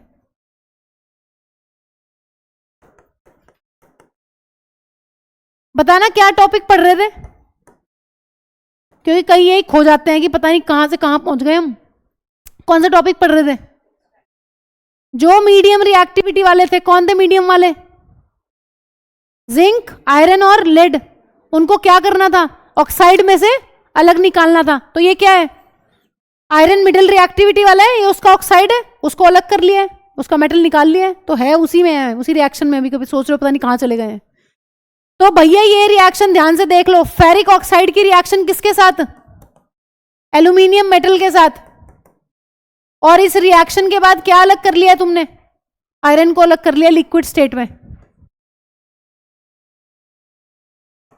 रूम टेम्परेचर पे आयरन क्या होता है? सॉलिड, लिक्विड या गैस? सॉलिड। तो वो सॉलिड ही बन जाएगा थोड़ी देर बाद। लिक्विड जो है पोर कर दोगे वो फ्रीज हो जाएगा बीच में, बंद, बिल्कुल उसको फिक्स कर देगा। लिखो जरा, पूरी 3 नंबर की आती है, पूरी डिटेल में लिखते हैं इसको। लिखो, लिखो द रिएक्शन ऑफ उसको 10 बार लिख लो, पहले 10 बार लिख लो। चलो हाँ ये वाली फटाफट जल्दी, काफी काफी इंपॉर्टेंट है, लिखो जल्दी, क्योंकि फिर तो लिखोगे नहीं, टेस्ट से पहले ही लिख लिख के देखोगे एक आधी बार, या टेस्ट में लिखोगे सीधे। टेस्ट में भी नहीं लिख सकते, ऐसा भी हो सकता है, क्या ही ना फिर तब। लिखो जल्दी, किस किस की रिएक्शन है? Thermite reaction. हाँ जी विनायक, किसकी रिएक्शन है? Thermite reaction. फेरिक ऑक्साइड और एल्यूमिनियम की रिएक्शन है। क्या निकलता है? मोल्टन स्टेट में कौन निकलेगा? आयरन। और साइड में किसका ऑक्साइड बन जाएगा? एल्यूमिनियम का। और हीट निकलेगी बहुत सारी, उस बहुत सारी हीट की वजह से तो मैम लिक्विड स्टेट में है ये। लिखो जल्दी। और ये लिखना है बस हमें कि फेरिक ऑक्साइड की रिएक्शन एल्यूमिनियम के साथ जो है वही कहलाती है थर्माइट रिएक्शन। मैग्नीज ऑक्साइड वाली नहीं कहलाएगी, कभी मैग्नीज ऑक्साइड वाली में लिख के आ जाओ। ये वाली रिएक्शन है थर्माइट रिएक्शन, इसका स्पेशल नाम है एक, और इसकी एप्लीकेशन भी है। लिखो जल्दी। ये ठीक है, दोनों सॉलिड स्टेट में मिक्स कर देना अच्छे से, हल्का सा गर्म कर देना।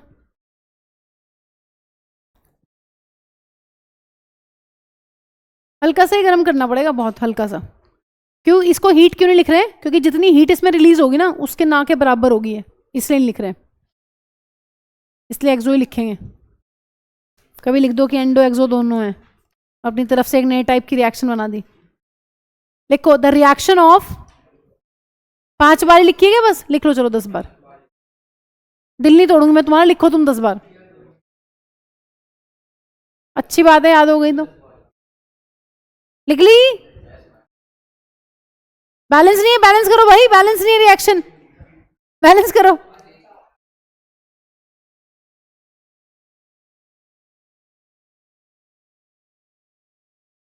बैलेंस नहीं है, हाँ तो उसका नंबर भी फिर हीट जैसे ही मिलेंगे। हाँ जी बैलेंस कर लो जल्दी।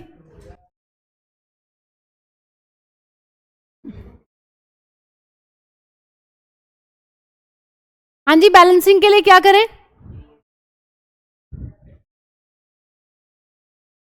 आयरन के आगे भी दो,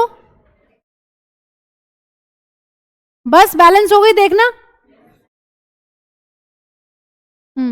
हो गई। लिखो the reaction of ferric oxide, the reaction of ferric oxide. Ferric oxide का क्या नाम है? और फेरिक ऑक्साइड को और कैसे लिख सकते हैं बच्चों? मैम या तो एग्जाम में ऐसा लिखा हुआ मिले, या फिर एग्जाम में ऐसा लिखा हुआ मिले, या फिर एग्जाम में ये लिखा हुआ मिले, एक ही बात है, सारे फेरिक ऑक्साइड ही तो है ना, प्रेजेंटेशन अलग अलग है। या फिर और कैसा लिखा हुआ मिल सकता है?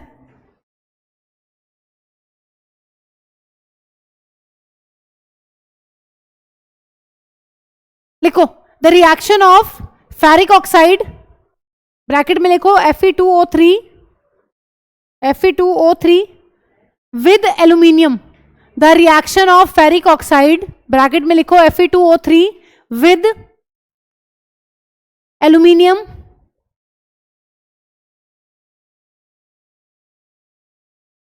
to form iron in molten state, to form iron in molten state is called thermite reaction, is called thermite reaction।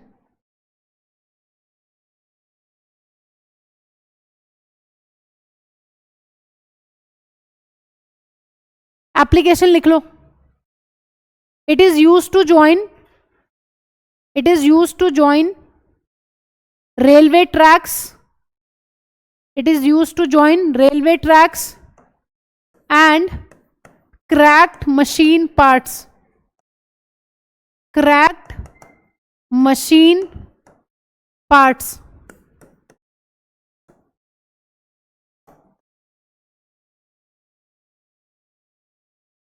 हाँ जी, टाइप ऑफ रिएक्शन लिखो, कौन से टाइप की रिएक्शन है, लिखो फटाफट. एक्सोथर्मिक क्योंकि large amount of heat is release, और डिस्प्लेसमेंट रिएक्शन. एक और टाइप है, बताना जरा, अगर 3 टाइप पूछ ले देखना ध्यान से, और कौन सी कैटेगरी में आ सकती है. रिडॉक्स. कैसे? एल्यूमिनियम जो है वो ऑक्सीडाइज हो गया है, और जो फेरिक ऑक्साइड है वो रिड्यूस हो गया, तो रिडॉक्स भी है मैम ये.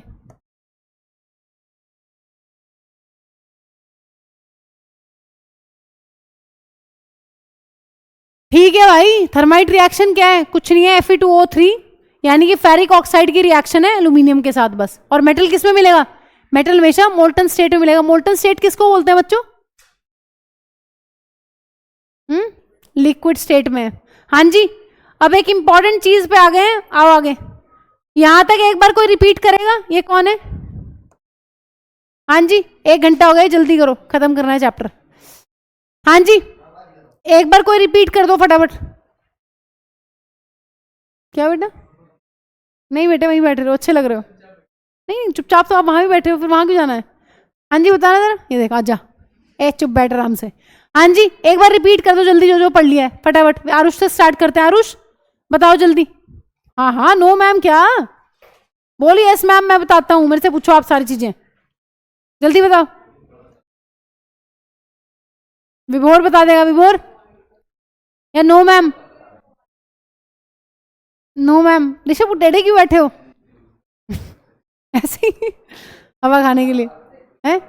ऋषभ, ऋषभ बताओ, शुरू से जो पढ़ना स्टार्ट किया था जल्दी.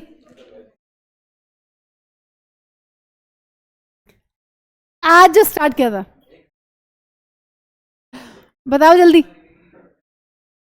हाँ जी, मरकरी को किस कौन से ओर में से निकालना है? सिनाबार कौन सा ओर है? HgS. क्या बनाएंगे उसका पहले? ऑक्साइड. इसके ऑक्साइड को कुछ रिड्यूसिंग एजेंट देना पड़ेगा क्या विभोर?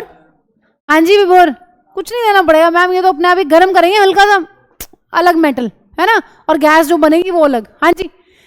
कॉपर का कौन सा ऑक्साइड वो यूज किया? सल्फाइड. और हाँ, गोबर में नहीं, कॉपर में. जल्दी बताओ. कॉपर को किस में से एक्सट्रैक्ट किया है? CuS में से. कौन है CuS? Cu2S. Cu2S कौन है? कोई कह रहा है क्यूप्रस सल्फेट, कॉपरस सल्फाइड. क्या है? Copper glance. कॉपर ग्लांस नाम है उसका भाई का. ठीक है. क्यूप्रिक है कि क्यूप्रस है?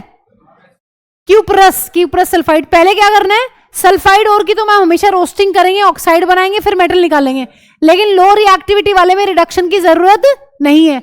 हाँ जी, अब आ जाओ मिडिल रिएक्टिविटी वालों पे. मिडिल रिएक्टिविटी वाले कौन कौन सी फॉर्म में अवेलेबल है? सल्फाइड भी अवेलेबल है और कार्बोनेट भी अवेलेबल है. बताओ फिर क्या करते हैं उनका? सल्फाइड की कैल्सिनेशन और रोस्टिंग किसकी करते हैं? सल्फाइड की रोस्टिंग और कार्बोनेट की कैल्सिनेशन. हाँ जी, कैल्सिनेशन के लिए क्या कंडीशंस है धनंजय? Limits air. हाँ बता दे भाई. आवाज भी आ गई पीछे से लिमिट्स एयर की. हाँ जी, यो क्या हो ये देखो. हाँ जी, चुप बताओ. कैल्सिनेशन लिमिटेड एयर में करते हैं और रोस्टिंग करते हैं एक्सेस ऑफ एयर में. क्या बनेगा उससे? सीधा मेटल मिल जाएगा क्या? क्या मिलेगा? ऑक्साइड मिलेगा. वो ऑक्साइड अपने आप गर्म करने पे चेंज हो जाएगा क्या? नहीं. मिडिल रिएक्टिविटी वाला नहीं होगा. यही ट्रिकी है थोड़ा सा मिडिल रिएक्टिविटी वाला. 3-3 नंबर के सवाल आते हैं, पूरी पूरी कहानी लिखोगे फिर बैठ के. ठीक है, तो सुन लो ध्यान से. हाँ जी, ट्रिकी कौन है ये? इधर आ जाओ बस, हंस लिए, बहुत हंस लिए. किसी का नाम है क्या? किसका? अच्छा, इंग्लिश के चैप्टर पे कुत्ता है. ट्रिकी, वाह अच्छा नाम है ट्रिकी, नाम तो अच्छा है। पहले मेरे घर में ना 2 डॉग्स थे, अब एक भी नहीं, अगली बार ट्रिकी रखूंगी नाम। क्या नाम है? आओ पढ़ लो।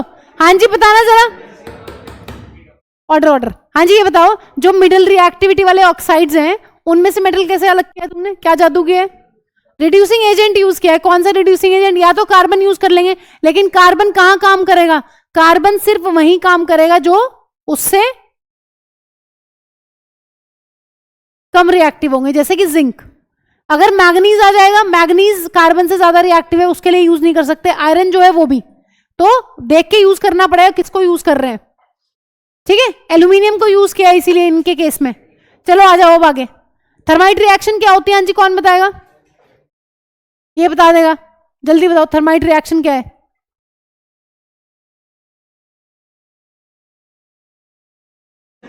सीरियसली, वाह ग्रेट। हाँ जी एप्लीकेशन क्या है?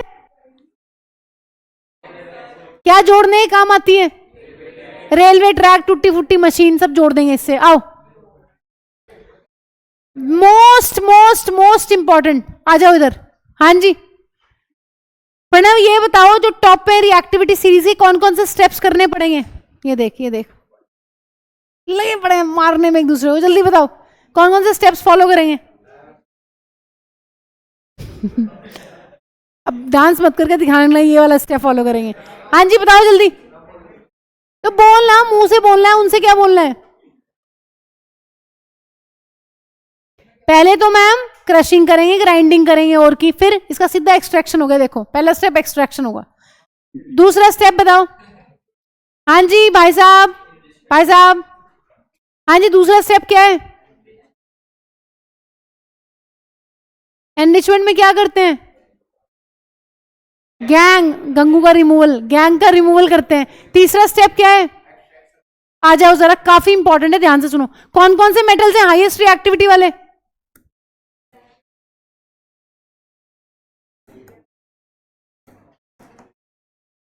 एक ही मेथड है सबके लिए। हाँ जी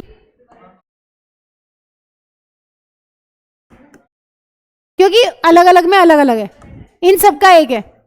आओ जरा,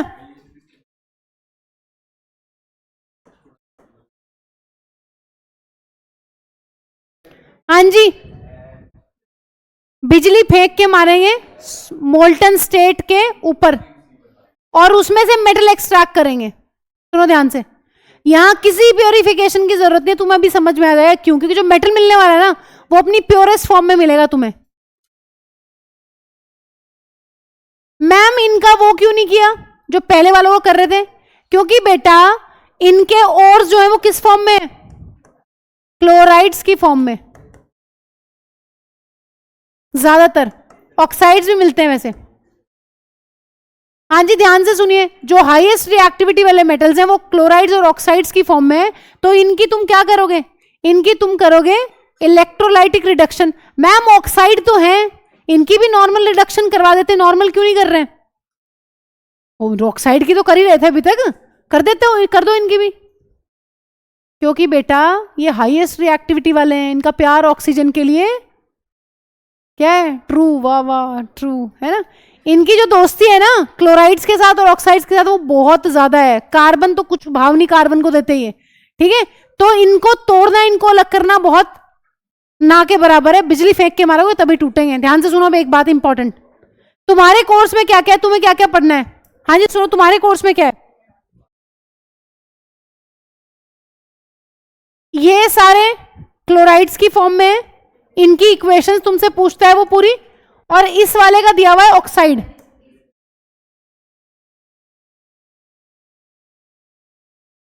ध्यान से सुनो, तुम्हें कौन कौन सी इक्वेशंस करनी है और इसके अलावा कुछ नहीं करनी।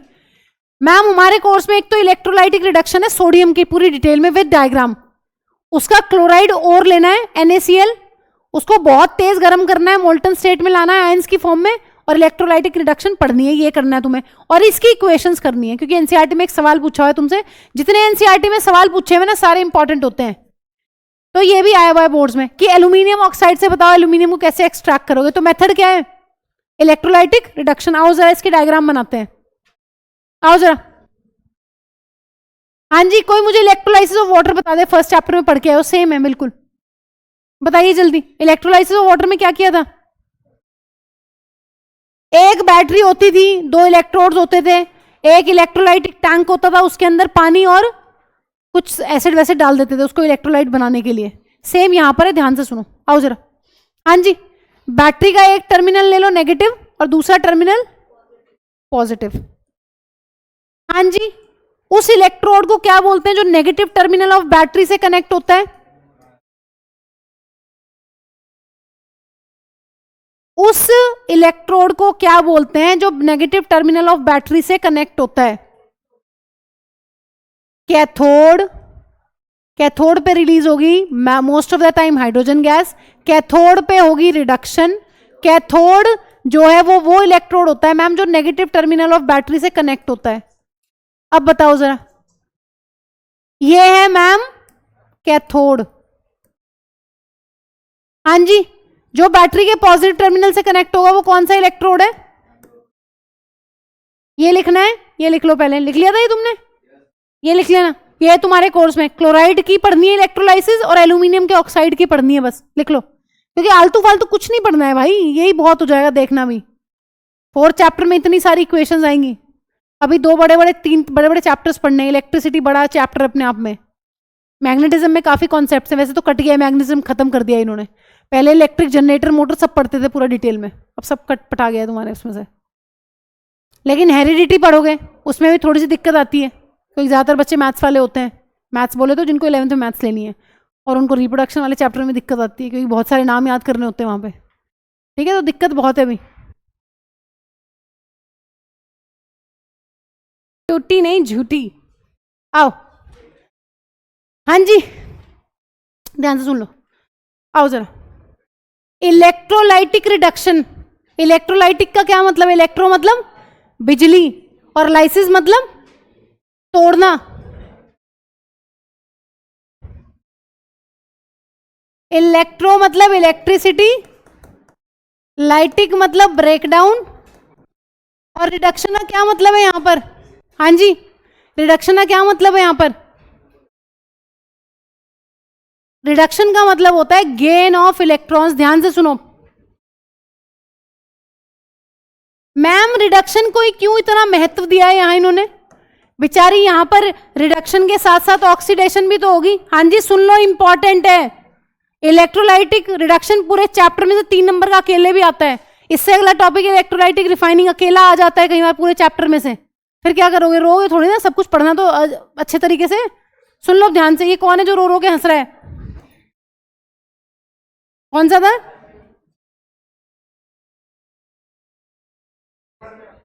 हाँ जी, I think so, but they have to study. बिजली की प्रेजेंस में तोड़ना है हमें किसको? किसको तोड़ना है? मेटल के क्लोराइड को। हाँ जी, किसको तोड़ रहे हैं?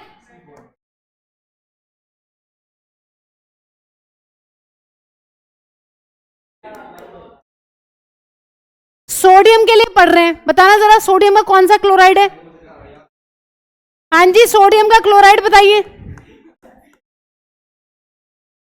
सोडियम का क्लोराइड होता है NaCl। ले जाओ, एक बोतल से मेरा कुछ नहीं हो रहा। पढ़ लो भाई, मेरे को खत्म करना है ना, तुम समझ नहीं रहे। मेरे को मजा आ रहा है 2 घंटे क्लास लेने में।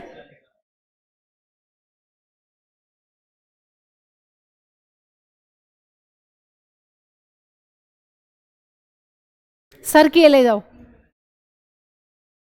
मेरी नहीं है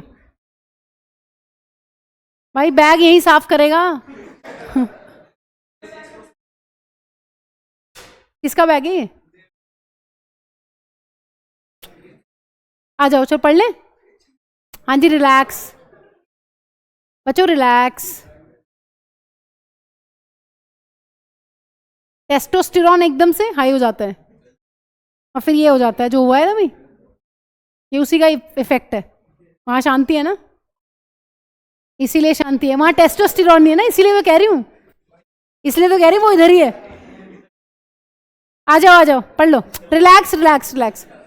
आई कैन अंडरस्टैंड, इसमें टाइम लगता है शांत होने में, शांत हो जाओ शांत। आओ बात सुनो भाई, काफी काफी इंपॉर्टेंट है, ध्यान से सुनो। इलेक्ट्रो मतलब इलेक्ट्रिसिटी, लाइटिंग मतलब ब्रेकडाउन, और रिडक्शन का मतलब है गेन ऑफ इलेक्ट्रॉन्स। तो तुम इसमें एक चीज भी जोड़ सकते हो, चरण जी। ध्यान से सुन लो भाई, ये बहुत इंपॉर्टेंट ट्रिक है, चुप हो जाओ तुम, क्योंकि तुम्हारा गलत होगा तो मुझे बुरा लगेगा, तुम्हारा तो कुछ नहीं होगा, तुम्हें तो कुछ नहीं फील होगा, गलत हो गया हो गया। कैथोड पे मैक्सिमम टाइम अगर हाइड्रोजन निकलनी होगी तो हाइड्रोजन निकलेगी, ठीक है, नहीं तो कोई दूसरी गैस भी निकल सकती है। रिडक्शन मतलब, रिडक्शन का बेसिकली मतलब यहां पर अब हो गया है, तुम्हें इसे याद रखने की जरूरत नहीं, बस ट्रिक याद रख लेना, गेन ऑफ इलेक्ट्रॉन्स। मैं भी बता रही हूं इसमें कहां क्या हो रहा है। जी का मतलब है गेन, और ई छोटा सा लिख दिया इलेक्ट्रॉन। तो ये सारी बातें तुम्हें याद रखनी है। कैथोड, रिडक्शन, हाइड्रोजन, और कैथोड वो इलेक्ट्रोड होता है जिसको नेगेटिव टर्मिनल ऑफ बैटरी से कनेक्ट करते हैं अभी के लिए, ठीक है। अब ध्यान से सुनो एक एक चीज। हाँ जी आ जाओ इधर, अब डिस्टर्ब मत करो यार, बस हो गया है, बस करो, आओ।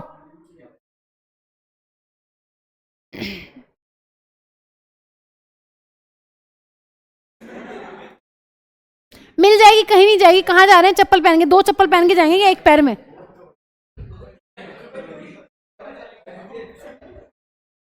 ठीक है, मैं भी कितने बजे छोड़ूंगी आज? 7 बजे। मैं मैसेज कर रही हूँ अभी।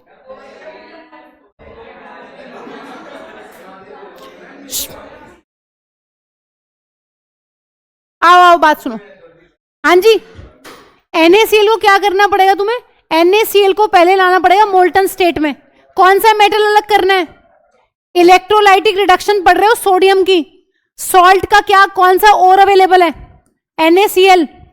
इसका मतलब मैम हमें क्या करना पड़ेगा, यहां पर NaCl लेना पड़ेगा। अब NaCl किस स्टेट में लिखो जरा? मोल्टन स्टेट में। मोल्टन स्टेट का दूसरा नाम क्या था? कल पढ़ के गए, जल्दी बताओ। फ्यूज्ड फॉर्म बताया था। खोलो notes.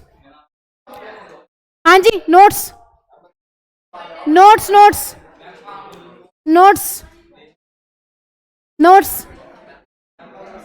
Molten state, fused form, properties of compounds. हो ही नहीं सकता मैंने ना लिखा हो। लिखा है मैंने।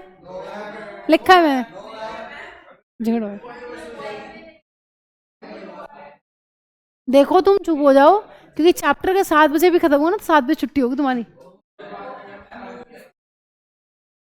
रिलैक्स। क्या हो गया है? भूख लग रही है? अब मैं, ये कागज ही है, ये खा लो।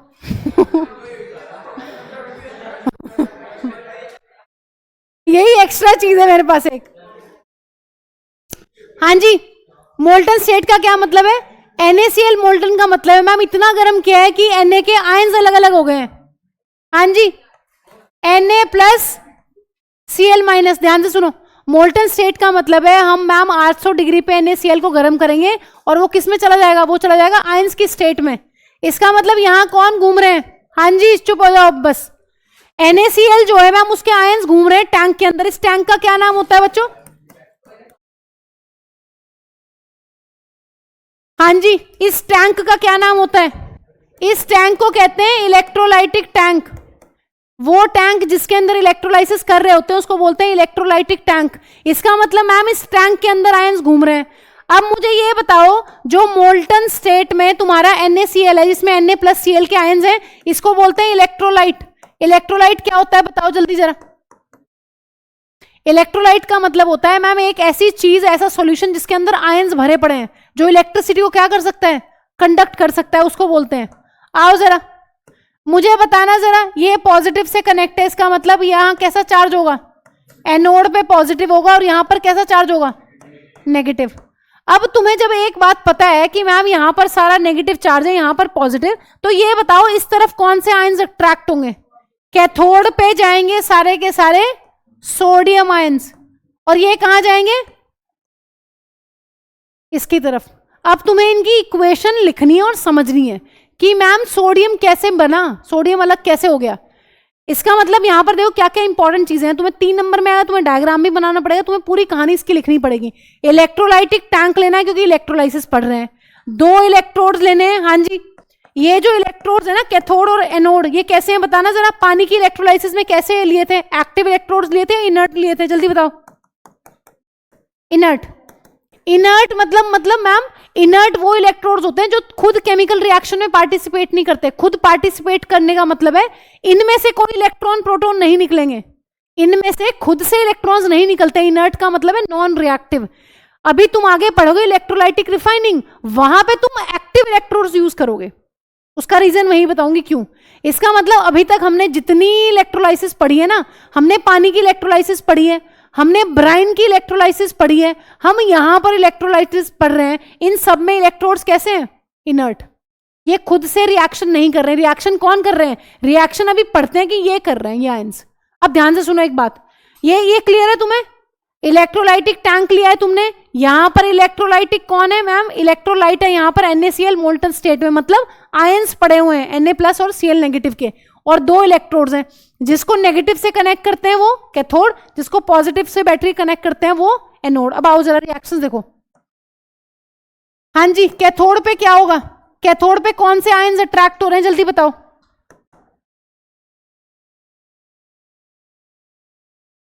क्या होता है कैथोड पे? कौन सी प्रोसेस पड़ी है चरण जी में? क्या होगा? रिडक्शन। रिडक्शन का क्या नाम है? इसको ध्यान में रखोगे, कुछ गलत नहीं होगा तुम्हारा।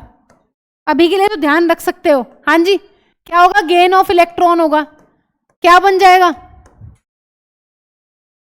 इसका मतलब अगर तुमसे एमसीक्यू पूछ ले कि कैथोड पे इलेक्ट्रोलाइटिक रिडक्शन में मेटल कहां मिलता है, तो कैथोड पे मिलता है। मेटल कहां मिल रहा है? देखो, NaCl जो तुम्हारा सोडियम का क्लोराइड जो और था, उसको तुमने मोल्टन स्टेट में लाए। मोल्टन का मतलब है 800 डिग्री पे गर्म करके आयंस में तोड़ देना। अब तुम्हें पता है जो तुम्हारे सोडियम आयंस है वो किधर मूव कर रहे हैं? कैथोड की तरफ। जो तुम्हारे क्लोराइड आयंस है वो किधर मूव कर रहे हैं? एनोड की तरफ। और ये रिएक्शंस हो रही हैं। एनोड पे क्या होगा? अभी बता रही हूं इलेक्ट्रॉन्स कहां से आ रहे हैं। एनोड पे क्या होगा? हाँ जी बताना जरा, एनोड पे कौन सा आयन गया है? ये बताना, ये स्टेबल है क्या? अब ध्यान से सुनो एक बात, ये बताओ अगर इसको Cl बनना है तो ये क्या करे? ये इलेक्ट्रॉन को लूज करे या गेन करे?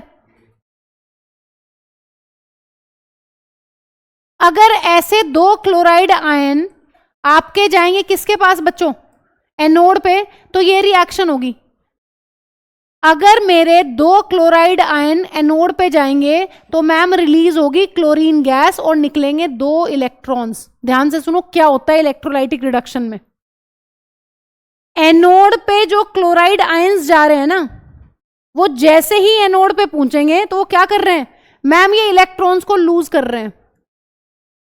ये क्लोराइड आयन यहां पहुंचते हैं एनोड पे, ये अपने एक्स्ट्रा इलेक्ट्रॉन्स को लूज करते हैं, और यहां पर कौन सी गैस निकल रही है?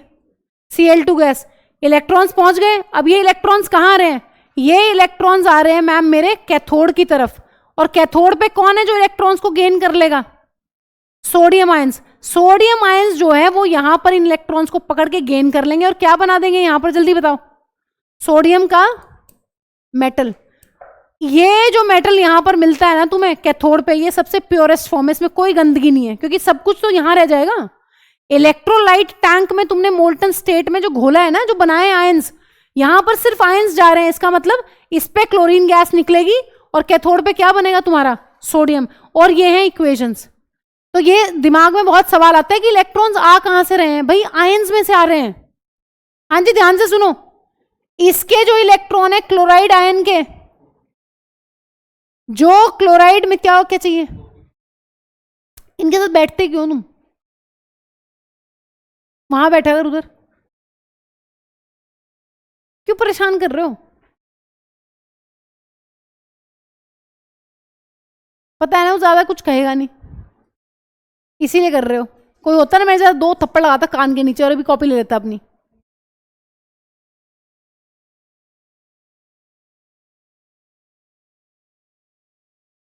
हद लेवल, हद लेवल। पागलपंती में मतलब सबसे आगे हो। सुनो ध्यान से, इस टैंक के अंदर इलेक्ट्रोलाइट कौन है आरुष? NaCl है मैम इलेक्ट्रोलाइट। किस स्टेट में है? मोल्टन स्टेट में। मोल्टन स्टेट का क्या मतलब है? 800 पे गर्म किया है, कल पढ़ के गए हैं। 800 पे नमक को गर्म करेंगे, वो उसका कौन सा पॉइंट है, मेल्टिंग पॉइंट है मैम, वो लिक्विड स्टेट में आ जाएगा, मतलब आयंस बन गए हैं। तो ये आयंस घूम रहे हैं टैंक के अंदर। अब आयंस तुम्हें पता है जो नेगेटिव आयंस है वो किधर अट्रैक्ट होंगे, एनोड की तरफ, क्योंकि एनोड पॉजिटिव है, और जो पॉजिटिव आयंस है वो किधर अट्रैक्ट होंगे, कैथोड की तरफ। क्यों? क्योंकि कैथोड नेगेटिव है मेरा। अब इलेक्ट्रॉन्स का आदान प्रदान कहां चल रहा है मैम, क्लोराइड के अंदर जो एक्स्ट्रा इलेक्ट्रॉन्स थे वो चले जाएंगे कैथोड की तरफ, सोडियम आयंस उनको गेन करके सोडियम बना लेंगे और यहां पर रिलीज हो जाएगी मैम क्लोरीन गैस। और इसके लिए रिएक्शन क्या है, रिएक्शंस ये हैं तुम्हारे सामने। अगर तुमसे ये सवाल पूछता है कि मेटल बताओ इलेक्ट्रोलाइटिक रिडक्शन में मेटल कहां मिलता है, तो मेटल कहां मिल रहा है, कैथोड पे। क्लोरीन गैस कहां मिल रही है, एनोड पे। तो ये रिडक्शन हो रही है, देखो कैथोड पे कौन सी रिएक्शन होती है, रिडक्शन। रिडक्शन का क्या मतलब है आकांक्षी, गेन ऑफ इलेक्ट्रॉन्स या loss of electrons, gain of electrons. वो तुम्हें यहां दिख रही है साफ साफ, रिएक्शन एनसीईआरटी में शायद दी हुई है ये वाली, तो आपको ये सारी पता होनी चाहिए। हाँ जी, एनोड पे क्या हो रहा है, ऑक्सीडेशन। तो बस तुम चरण जी याद कर लो, तुम्हें कोई दिक्कत नहीं होने वाली पेपर में, भूलने की भी कोई समस्या नहीं। अगर भूल जाओ तो चरण जी से देख लेना अच्छा अच्छा रीसेटिंग करके। कैथोड, कैथोड पे निकलेगी हाइड्रोजन गैस, कैथोड पे होगा रिडक्शन। कैथोड वो इलेक्ट्रोड होता है जो नेगेटिव टर्मिनल ऑफ बैटरी से कनेक्टेड होता है, और कैथोड पे होता है गेन ऑफ इलेक्ट्रॉन। सब कुछ है इसमें, कुछ नहीं छूट रहा है, ठीक है। अभी तक जितनी इलेक्ट्रोलाइसिस पढ़ी है बिल्कुल सेम है ये भी, लेकिन उनमें रिएक्शंस पढ़ने की जरूरत नहीं थी, यहां पर जरूरत है। वहां पर ऐसी रिएक्शंस की जरूरत नहीं थी कि इलेक्ट्रॉन कहां जा रहे हैं कहां नहीं, यहां जरूरत है, तो यहां पढ़ लो इसको, ये क्योंकि यहां पर आएगा ही आएगा, सवाल आएगा इलेक्ट्रोलाइटिक रिडक्शन में तो पूरा लिखना होगा। मैं थ्योरी लिखवा देती हूँ, एक बार थ्योरी लिख लो। एक बार बातें करनी शुरू करते हो ना बस, फिर नहीं रुकते, फिर तो बस ये है कि आज आज है मस्ती, कभी कल मिले ना मिले, है ना, कल हो ना हो। हाँ कल हो ना हो। देखिए मूवी कैसी है, बढ़िया। लिखो जरा 2-3 पॉइंट्स।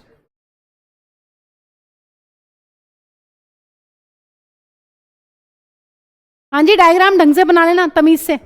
बन गए अच्छे से, या मैं बनाऊं? मैं नहीं बना रही, बना लो इसी से, अच्छा तो है ये, इसलिए मैंने ये बना लिया था क्योंकि मेरे टेढ़े मेढ़े हो जाते हैं सब कुछ, ये अच्छा है ना, सुंदर सुशील बनाओ। हाँ जी, इलेक्ट्रोलाइटिक रिडक्शन में मेटल कहाँ मिल रहा है, कैथोड पे कि एनोड पे? क्लोरीन गैस कहाँ बन रही है, एनोड पे, ठीक है। अब कहानी लिखो फटाफट जल्दी।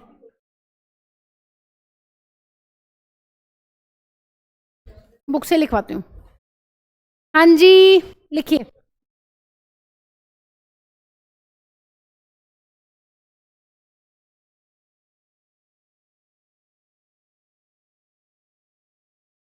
पहले इलेक्ट्रोलाइटिक रिडक्शन लिखवा देती हूँ क्योंकि फिर बीच में खिचपिच हो जाएगी। पहले इलेक्ट्रोलाइटिक रिडक्शन लिख लो, फिर एक चीज और लिखवानी है। हाँ जी लिखो, पहले इलेक्ट्रोलाइटिक रिडक्शन लिख लो, लिख लो।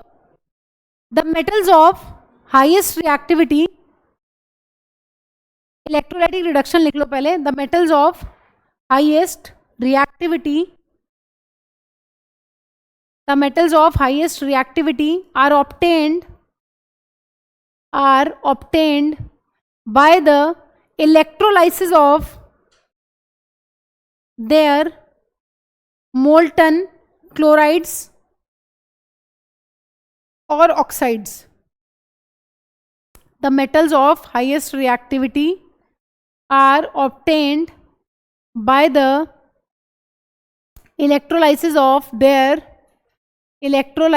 of their molten chlorides or oxides.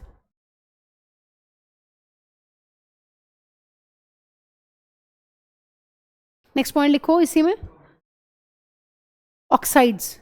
अभी ऑक्साइड से भी एक रिएक्शन लिखवा देती हूँ क्योंकि एनसीईआरटी में सवाल पूछा हुआ है ना थ्योरी के अंदर ही, तो वो करवा देती हूँ मैं तुम्हें। देखो, the metal is obtained at the cathode, the metal is obtained at the cathode। Cathode के ब्रैकेट में बताना जरा, पॉजिटिवली चार्ज है या नेगेटिवली चार्ज इलेक्ट्रोड है, लिख लो ब्रैकेट में, negatively charge electrode, negatively charge electrode. Next point लिखो, chlorine gas is liberated at the anode, liberated, lubricated नहीं, LIBERATED।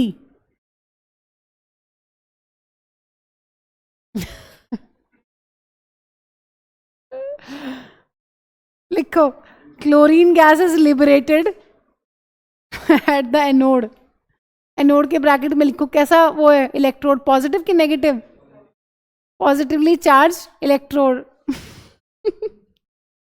पॉजिटिवली चार्ज इलेक्ट्रोड, हाँ जी ये लिख ली थी क्या? ठीक है, अब एक चीज लिखवानी थी, चलो थोड़ी देर में लिखवाती हूँ, उसमें से लास्ट में एक नोट लिखवाना है, इंपॉर्टेंट चीज है ये लिखना है जरा अपने आप। ये लिख के बताओ, अब तुम्हें पता चल गया इलेक्ट्रोलाइटिक रिडक्शन में क्या होगा। लिखो जरा, इसकी रिएक्शन लिख के बताओ मुझे कि इसका कैथोड पे क्या होगा और एनोड पे क्या रिएक्शन होगी, जल्दी।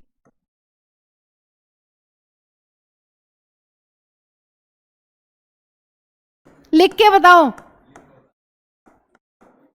इक्वेशन लिखनी है, इक्वेशन। सब कुछ लिख दिया है मैंने यहां, तुम्हें बस इक्वेशन पूरी करनी है, लिखनी है। लिखो जल्दी करो।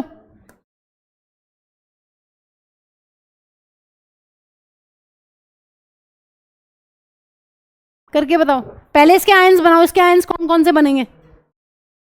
हाँ जी, आयंस क्या बनेंगे? अगर इसको मोल्टन स्टेट में लाएंगे तो ये आयंस बनेंगे कि नहीं? अब बताओ कौन से कैथोड पे जाएंगे और कौन से आयंस इलेक्ट्रोड्स पे जाएंगे, एनोड पे। बनाओ जल्दी, लिखो इक्वेशन।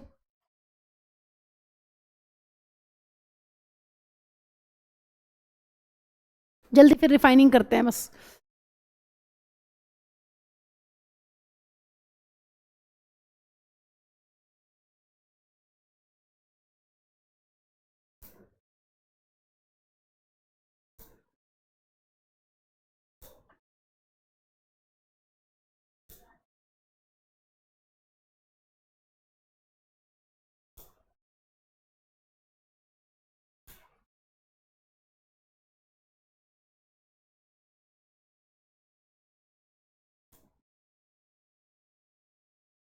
हाँ जी, जो लिख ले बताना कि मैम मैंने लिख ली, मेरी चेक करो।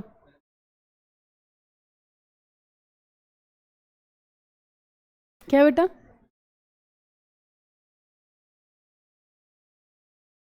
है बेटा?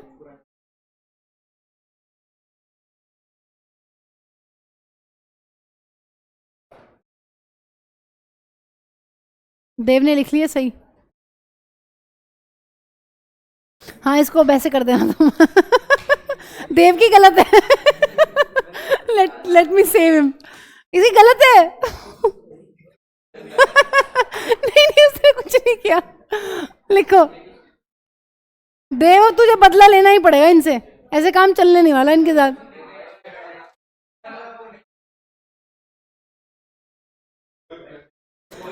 उसको 2 कर ले, बस 2 कर ले, 2, क्योंकि ओ नहीं निकलेगा ना, O2 निकलेगी। हाँ जी, कैथोड कैसा इलेक्ट्रोड है? Negatively charge. कौन से आयंस अट्रैक्ट होंगे इसकी तरफ? Al3 पॉजिटिव वाले। Al3 पॉजिटिव से Al अगर तुम्हें बनाना है, मेटल कहां मिलता है? मेटल कौन से इलेक्ट्रोड पे मिलता है? कैथोड पे। इसका मतलब मैम इस पे मेटल बनेगा। Al3 पॉजिटिव से Al कैसे बनेगा? जब ये 3 इलेक्ट्रॉन्स गेन कर लेगा, बन गया Al। अब आओ इस वाले इलेक्ट्रोड पे, कौन से आयंस अट्रैक्ट होंगे? Ma'am anions. अब एनायंस में से क्या होगा? मैम एनायन में से ऑक्सीजन बनेगी और 2 इलेक्ट्रॉन निकलेंगे, लेकिन तुम्हें पता है ऑक्सीजन के एक एटम की एग्जिस्टेंस नहीं है, इसलिए इसको क्या करेंगे? 2 कर लेंगे। 2 में से क्या निकल जाएगी? ऑक्सीजन गैस और 4 इलेक्ट्रॉन्स। अच्छा एक चीज बताओ मुझे, क्या पूछूं मैं तुमसे? इलेक्ट्रोलाइटिक रिडक्शन है दोनों में। अगर क्लोराइड की इलेक्ट्रोलाइटिक रिडक्शन होगी तो एनोड पे क्लोरीन गैस बनेगी, लेकिन अगर ऑक्साइड की इलेक्ट्रोलाइटिक रिडक्शन होगी तो एनोड पे कौन सी गैस रिलीज हो रही है? ऑक्सीजन। बस वो एक डिफरेंस ध्यान रखना है, ठीक है? तो ये पूछी भी एनसीईआरटी में और पूछ के छोड़ रखा है, तो तुम्हें ये याद ध्यान रखना है। हाँ जी, एक बार कोई इलेक्ट्रोलाइटिक रिडक्शन पूरी बताए कि क्या इलेक्ट्रोलाइटिक रिडक्शन, जल्दी बताओ, कौन बताएगा? फिर आगे चलते हैं, आगे बढ़ते हैं। इलेक्ट्रोलाइटिक रिडक्शन बताइए जल्दी, एक बार रिवाइज कर लो, देख लो क्या लिखा है तुमने। आदित्य,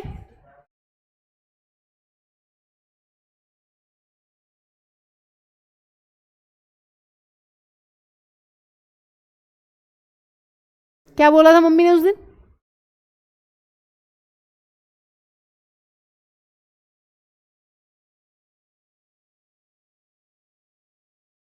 सबकी मम्मियों ने एक ही बात बोल रखी है, डंडा डंडे से पीटो, थप्पड़ चप्पल, जो आपका मन कर रहा है वो बजाओ, जो मन करे। चुप करो पागल से। हाँ जी, इलेक्ट्रोलाइटिक रिडक्शन कौन बताएगा? विभोर बताएगा, उसके बाल बहुत सेट हो रहे हैं आजकल। हाँ जी विभोर बताओ जल्दी।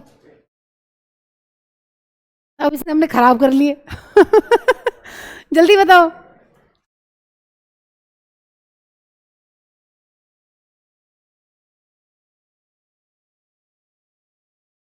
इतना इतना रुक क्यों रहा है इतना नर्वस क्यों हो रहा है? हाँ जी आरुष आप बताओगे? कौन बताएगा? ऋषभ?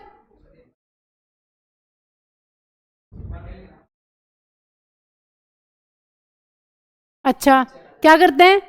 पहले जो क्लोराइड है उनको क्या करते हैं? उनका मैम पहले इलेक्ट्रोलाइट बनाते हैं। इलेक्ट्रोलाइट बनाने का क्या मतलब है? मैम इतना ज्यादा गर्म करते हैं कि वो आयंस में टूट जाता है। उस आयंस को कहां भर लेते हैं? इलेक्ट्रोलाइटिक टैंक में। फिर क्या करते हैं? फिर मैम दो इलेक्ट्रोड्स लगाते हैं और उसको कनेक्ट कर लेते हैं बैटरी के टर्मिनल से। जो नेगेटिव से कनेक्ट होगा वो कैथोड है, जो पॉजिटिव से कनेक्ट होगा वो एनोड है।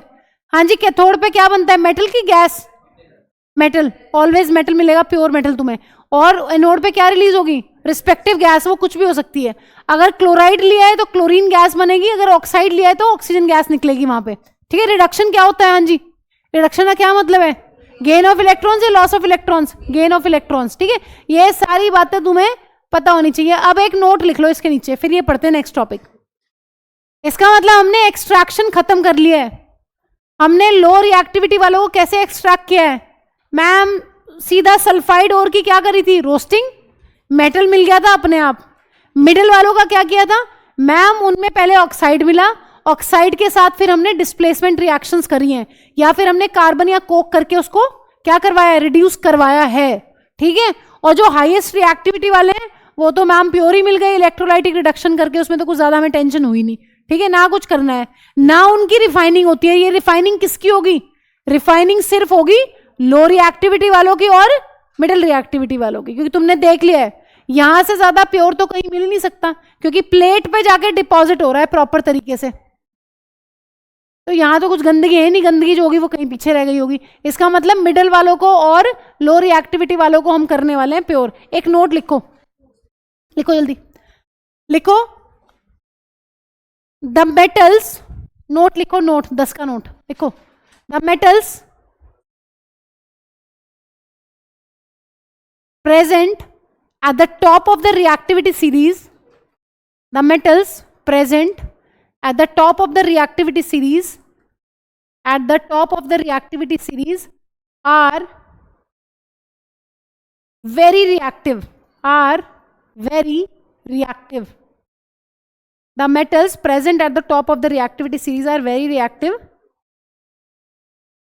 इसके आगे लिखो, these metals cannot be obtained, these metals cannot be obtained from their compounds, these metals cannot be obtained, these metals cannot be obtained from their compounds by heating with carbon. इनको carbon से गर्म करके, carbon के साथ गर्म करके काम नहीं चलने वाला है। cannot be obtained from their compounds, from their compounds by heating with carbon, by heating with carbon.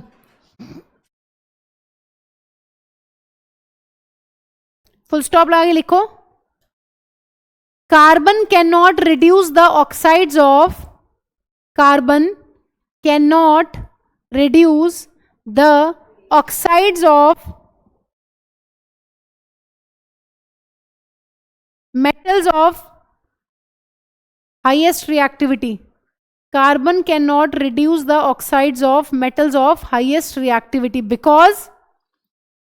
because these metals have higher affinity for oxygen than carbon, because these metals have more affinity for oxygen than carbon. इनको oxygen से ज्यादा प्यार है यार, इनको carbon से प्यार है ही नहीं. जो अभी तक पढ़ रहे थे उनको किससे प्यार था? कार्बन से उनका प्यार चल रहा था थोड़ा थोड़ा, लेकिन यहां पे किससे ज्यादा वो है? यहां ज्यादा एफिनिटी ऑक्सीजन के साथ है. More affinity for oxygen than carbon, more affinity for oxygen than carbon, more affinity for oxygen than carbon. तो इनके ऑक्साइड्स में तुम रिडक्शन से काम नहीं चला सकते. कभी तुम्हारा मन करे फोर तो कहीं था ही नहीं, affinity for oxygen than carbon, मैंने सोचा ये वाला 4. हाँ जी, तुम्हारा मन ये भी तो कर सकता था कि इनको डायरेक्ट ऑक्साइड्स को रिड्यूस करवा लो. इनके पॉसिबल नहीं है. क्यों? ये ज्यादा रिएक्टिव है तो इनकी ऑक्सीजन के साथ ज्यादा प्यार है. इनकी तुम्हें इलेक्ट्रोलाइटिक रिडक्शन ही करनी पड़ेगी टैंक में डाल के आयंस बना के, फिर तो कार्बन से नहीं टूटते हैं ये. आओ जरा, काफी इंपॉर्टेंट चीज है रिफाइनिंग. हाँ जी, किसकी करनी है रिफाइनिंग? निकल, कॉपर, जिंक, एजी, एसएन, एज पर एनसीईआरटी. तुम्हें किसकी पढ़नी है? किसकी दे रखी है? कॉपर की. डिटेल्ड किसकी दे रखी है? कॉपर की. ध्यान से सुनो, जो हाईएस्ट रिएक्टिविटी वाले हैं, हाँ जी, जो हाईएस्ट रिएक्टिविटी वाले हैं उनकी वो नहीं होती. यार तुम तो पढ़ाए, उनकी वो नहीं होती, देखना. तुम मुझे नहीं पढ़ाने दोगे. इसका मतलब 2 घंटे में तुम्हारा काम भी हो जाता है और मेरा भी कर दिया तुमने आज. पढ़ ले, पढ़ लो, अच्छे बच्चे हो हैं. बच्चे क्या, वो तो कब के चले गए, ये तो पड़ोसी हैं. बच्चे तो कब के चले गए, तुम ही बचे हो बच्चे बस. यहां उनकी 3 से 5 थी आज क्लास. देख रहा है उनकी क्लास भी वही होती है, तुम्हें पता ही उनकी क्लास कैसी होती है बेचारों की, डर के. आओ बस ये लास्ट है, एक लास्ट टॉपिक बचेगा इस चैप्टर का, कोरोजन. उसको कल खत्म कर लेंगे. आ जाओ, सुन लो ध्यान से, बस ये सुन लो लास्ट. क्या क्या बेटा? मैं निपटा दूंगी, तुम चुप रहो बस. नहीं, कल फिर हम नेक्स्ट चैप्टर स्टार्ट कर लेते हैं अपना. वो देखा क्यों बेटा, कुछ आरती वारती करोगी क्या पहले?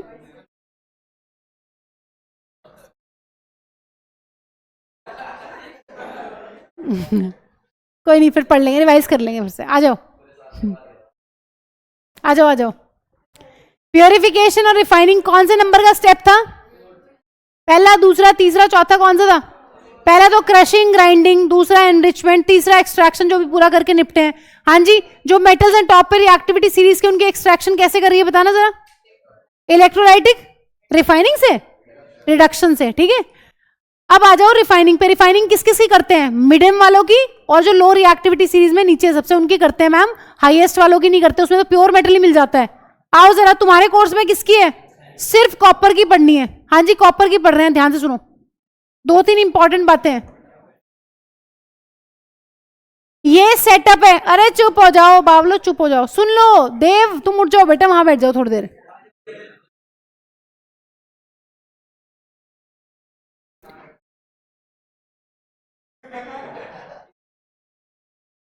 उसको छोड़ दो, बैठे रहो आराम से रिलैक्स.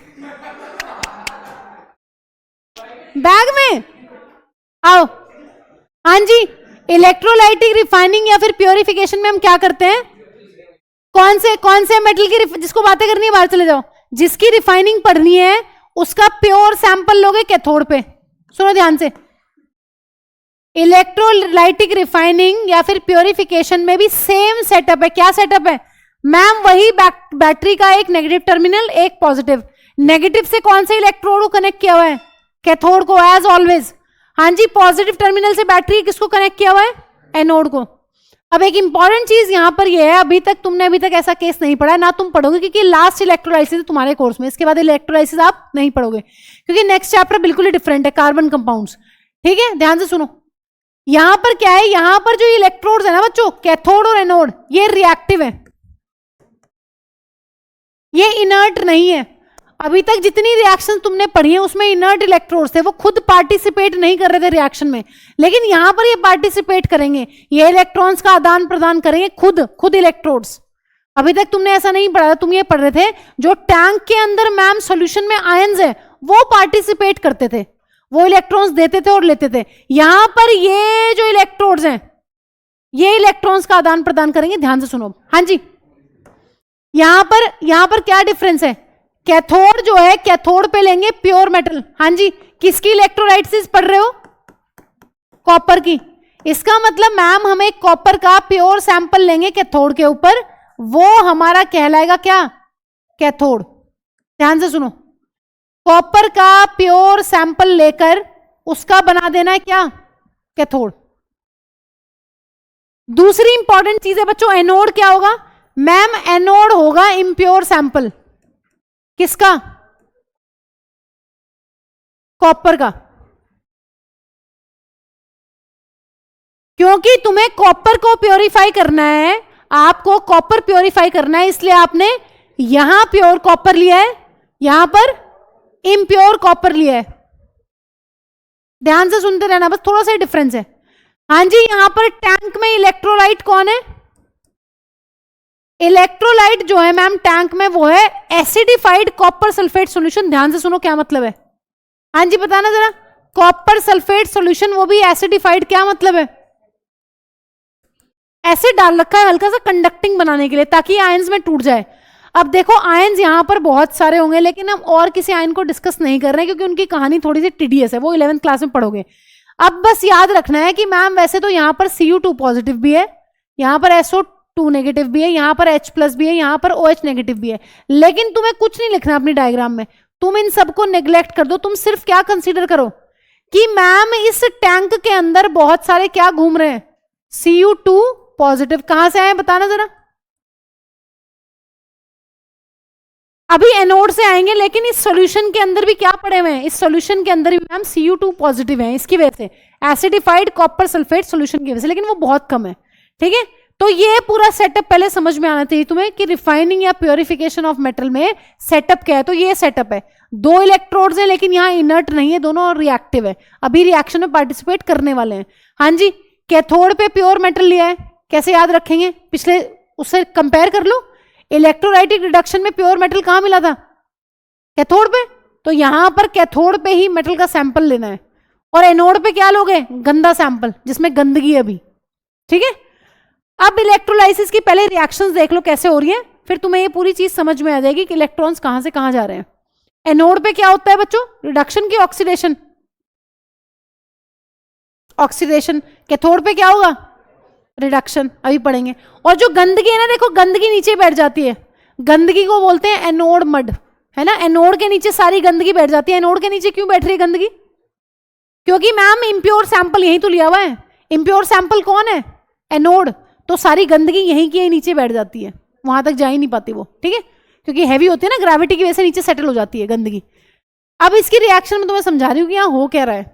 जैसे ही तुम सर्किट कंप्लीट करते हो, सर्किट को ऑन करते हो, तो इलेक्ट्रॉन कहां से कहां जाएंगे ये बताओ तुम, ये तो तुमने अब पढ़ लिया है पिछले वाली उसमें। बताओ क्या होना चाहिए, जो तुम्हारा इम्प्योर सैंपल है ना बच्चों, इसमें से कौन निकलेगा, इम्प्योर सैंपल में से कॉपर के आयंस निकलते हैं। ध्यान से सुनो बात, इम्प्योर सैंपल में से कौन निकल रहे हैं मैम, कुछ तो आप कह रहे थे कि इसमें पहले से ही पड़े हुए हैं, कुछ हैं इसमें, बट अभी तुम्हें साफ किसको करना है, साफ तो तुम्हें एनोड वाले को करना है ना, तो यहां से कॉपर के आयंस निकल के आ जाएंगे टैंक के अंदर। हाँ जी, कॉपर के आयंस निकल के आ जाएंगे टैंक के अंदर।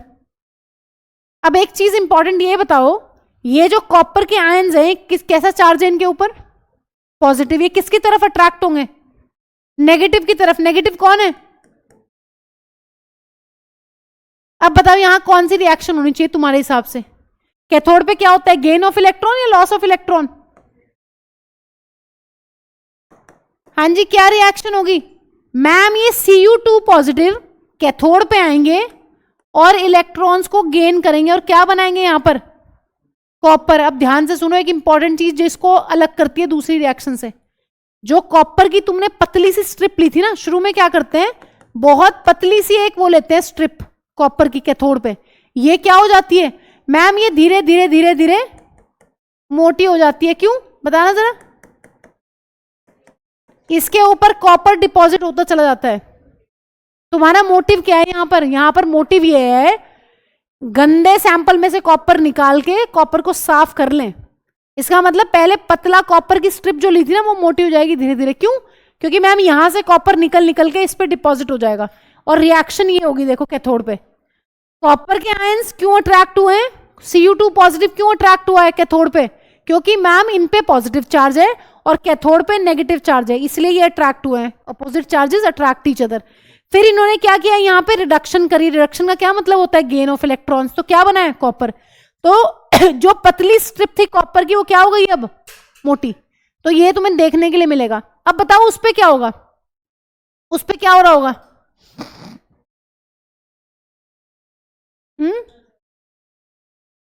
ये पतली होगी ऑफ कोर्स, इलेक्ट्रॉन्स कहां जा रहे होंगे,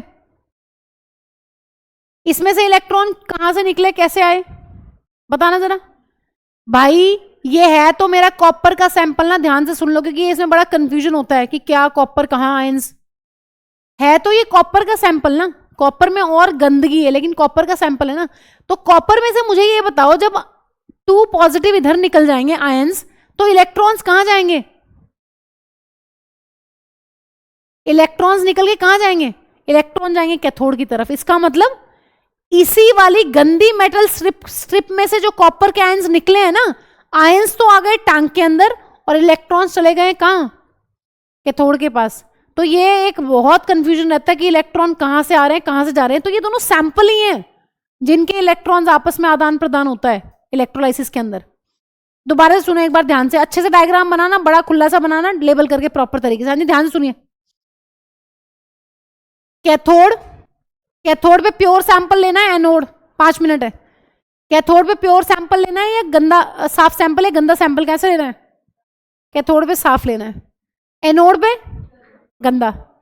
ये इसमें टैंक में क्या लेना है, हाँ जी टैंक में क्या लेना है, पता है, ऐसे चलेगा बेटा। रिडक्शन कहां होगी, मेटल जो है वो रिडक्शन से ही मिलेगा। हाँ जी, कैथोड पे कैसा सैंपल है, प्योर, एनोड पे गंदा। यहीं से इम्प्योर सैंपल में से जो कॉपर के आयंस निकल रहे हैं, उनके इलेक्ट्रॉन्स इधर से कैथोड पे जा रहे हैं। ये जो 2 पॉजिटिव आयंस हैं, ये अट्रैक्ट होते हैं नेगेटिव की तरफ, इलेक्ट्रॉन्स को गेन करते हैं, रिडक्शन होता है, और यहां पर क्या बनता चला जाता है बच्चों, बहुत सारा कॉपर। तो इस तरीके से ये वाली स्ट्रिप पतली हो जाएगी और ये वाली स्ट्रिप मोटी होती चली जाएगी, और सारा सारी गंदगी कहां बैठ जाएगी, ग्रेविटी की वजह से एनोड के नीचे। इसको कहते हैं एनोड मड, क्योंकि वो हैवी होगी, हल्की सी। तो साफ हो गया, और क्या करना था, इसको लिखना है तुम्हें डिटेल में। भाई लिया वो तो लैब में जब एक्सपेरिमेंट कर रहे हैं तो होगा नहीं सैंपल, तो पहली बार साफ नहीं करा होगा ना, धीरे धीरे आती हैं टेक्निक्स, ये थोड़ी ना एकदम से साफ लो जी टेक्निक। धीरे धीरे बेटा, साइंस एवोल्यूशन का नाम है, साइंस धीरे धीरे आई है, अभी भी साइंस में चलती रहती हैं चीजें।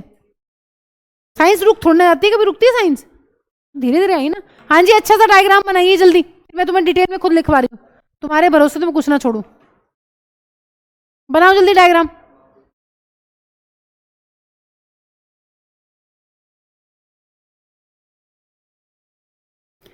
लिया क्यों नहीं है बेटा, वो लेना है क्योंकि मेटल तुम्हें कहां मिलेगा, अभी पिछले वाले में क्या पढ़ के आए हो, मेटल मिलेगा कैसे, आयंस में से अगर मेटल बनाना है तो कैसे बन सकता है, रिडक्शन से, और रिडक्शन कहां होता है हमेशा, कैथोड पे। तो ये स्टैंडर्ड्स हैं इलेक्ट्रोलाइसिस के कुछ। हाँ जी लिख लो बेटा, क्या है, कैसे छोटे बच्चों वाली बातें करते हो, छोड़ दो 1 2 3 मैम, बस आज 3 तक ही गिनती ठीक है। अब देखो आरुष कह रहे करवा दो, ये कह रहे हम छोड़ दो, किसकी सुनूं मैं। हाँ सही बात है, इसलिए मैं कह रहा हूं आप करवा दो, लिखो, ये तो मैं करवाऊंगी पूरा। ले लो बेटा मजे तुम, लो लिखो जल्दी, पॉइंट्स में लिखो। भाई कौन सा मेथड लिख रहे हो, इलेक्ट्रोलाइटिक रिफाइनिंग, ठीक है, सबसे कॉमन मेथड है, मेथड्स और भी होते हैं लेकिन तुम्हारे कोर्स में ये तुम्हें यही पढ़ना है। लिखो जरा, देखो, it is most widely use method for purification of metals. It is most widely used, it is most widely used method for purification of metal. It is most widely used metal, क्या method? It is most widely used method for purification of metals. For purification of metals. लिख लिए, ये लिख लो, इनके लिए use करते हैं लेकिन हमें सिर्फ कॉपर के लिए पढ़ना है। निकल, copper, zinc, silver, tin. NCERT में दिया है कि इन 5 के लिए आप यूज कर सकते हो उसको, लेकिन हमें सिर्फ कोर्स में क्या है, कॉपर। ठीक है, तो ये याद रखना है तुम्हें, ये कॉपर तो याद रखना है, ये बाकी याद रहे ना रहे कोई बात नहीं। अब लिखो जरा आगे, डायग्राम बन गई तुम्हारी अच्छे से? किसी भी कोई दिक्कत परेशानी है तो बताओ, पक्का? अब लिखो, थ्योरी लिखो, फिर लिखो पहला स्टेप, पॉइंट्स में लिखते चले जाओ। लिखो, in this process impure metal is made the anode.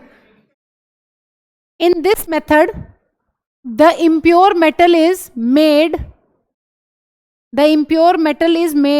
the anode. impure metal को anode बनाया जाता है, and a thin strip of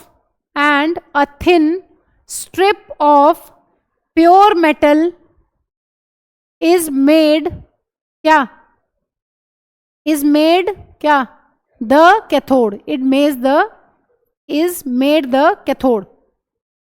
next point लिखिए, प्योर को लेंगे कैथोड पे, पतली स्ट्रिप लेंगे, और इम्प्योर को लेंगे एनोड पे। ठीक है, नेक्स्ट पॉइंट लिखो, a solution of metal salt, उसी मेटल का जिसको प्योर करना है ना, उसी मेटल का सॉल्ट सोल्यूशन लोगे as a electrolyte. Next point लिखो, a solution of metal salt is used as thin strip is taken as the cathode. Thin strip of metal is taken as cathode. Next point लिखो, a solution, छूट गया, 2 लाइनें छोड़ के लिख लो, a solution of metal salt is used as an electrolyte. The solution of metal salt is used as an electrolyte. Next point लिखो फिर, किस मेटल को प्योर किया तुमने आज? तू मिलके जाना जरा बाद में, सोडियम किया ना तुमने हाँ जी, किसको प्योर किया है? कॉपर। तो कौन सा इलेक्ट्रोलाइट लोगे? कॉपर का ही कोई सॉल्ट, जैसे कि कॉपर सल्फेट। ठीक है, नेक्स्ट पॉइंट लिखिए, on passing the current through electrolyte,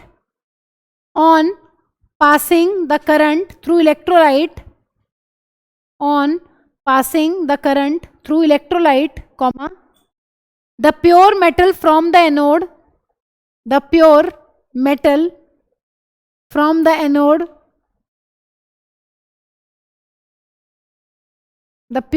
from the anode dissolves into the electrolyte. ध्यान से, हर एक वर्ड इंपॉर्टेंट है, क्या लिख रहे हैं?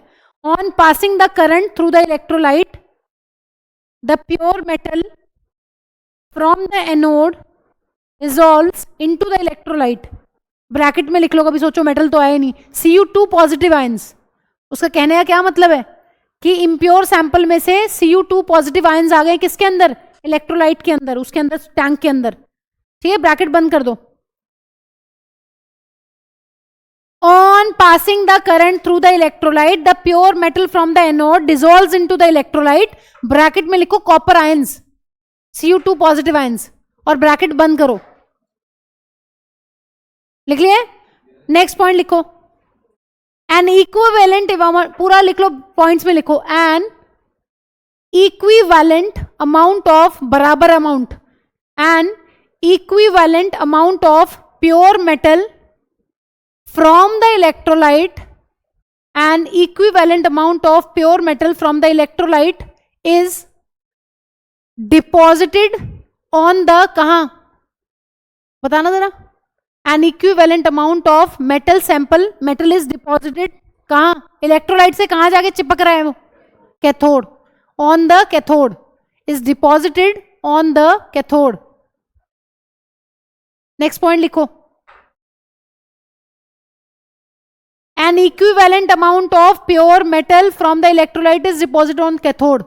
हो गया। नेक्स्ट पॉइंट लिखिए लास्ट,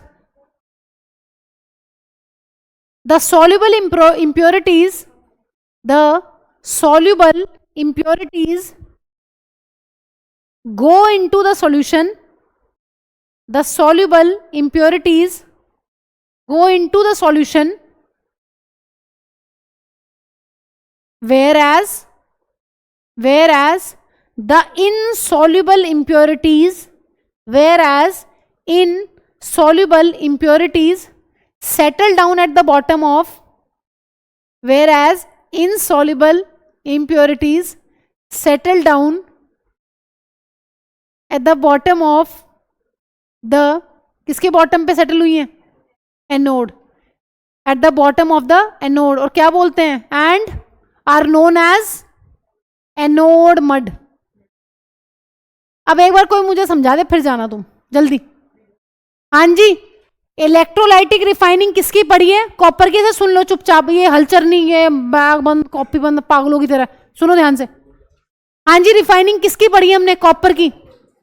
कैथोड पे क्या, एनोड मड। हाँ जी, कॉपर की पतली स्ट्रिप प्योर मेटल की किस पे लेनी है, कैथोड पे। एनोड पे क्या लेना है, इम्प्योर मेटल लेना है, ठीक है, वो मोटी स्ट्रिप ले लोगे चलेगा, ये पतली होनी चाहिए। धीरे धीरे क्या होगा, जैसे करंट ऑन करोगे मैम, इसमें से इम्प्योर सैंपल में से आयंस निकल के कहां जाएंगे, इलेक्ट्रोलाइट के अंदर, सॉल्यूशन के अंदर, और जो इलेक्ट्रॉन्स होंगे वो आएंगे कैथोड के पास, उसी के सैंपल में से, इम्प्योर सैंपल में से।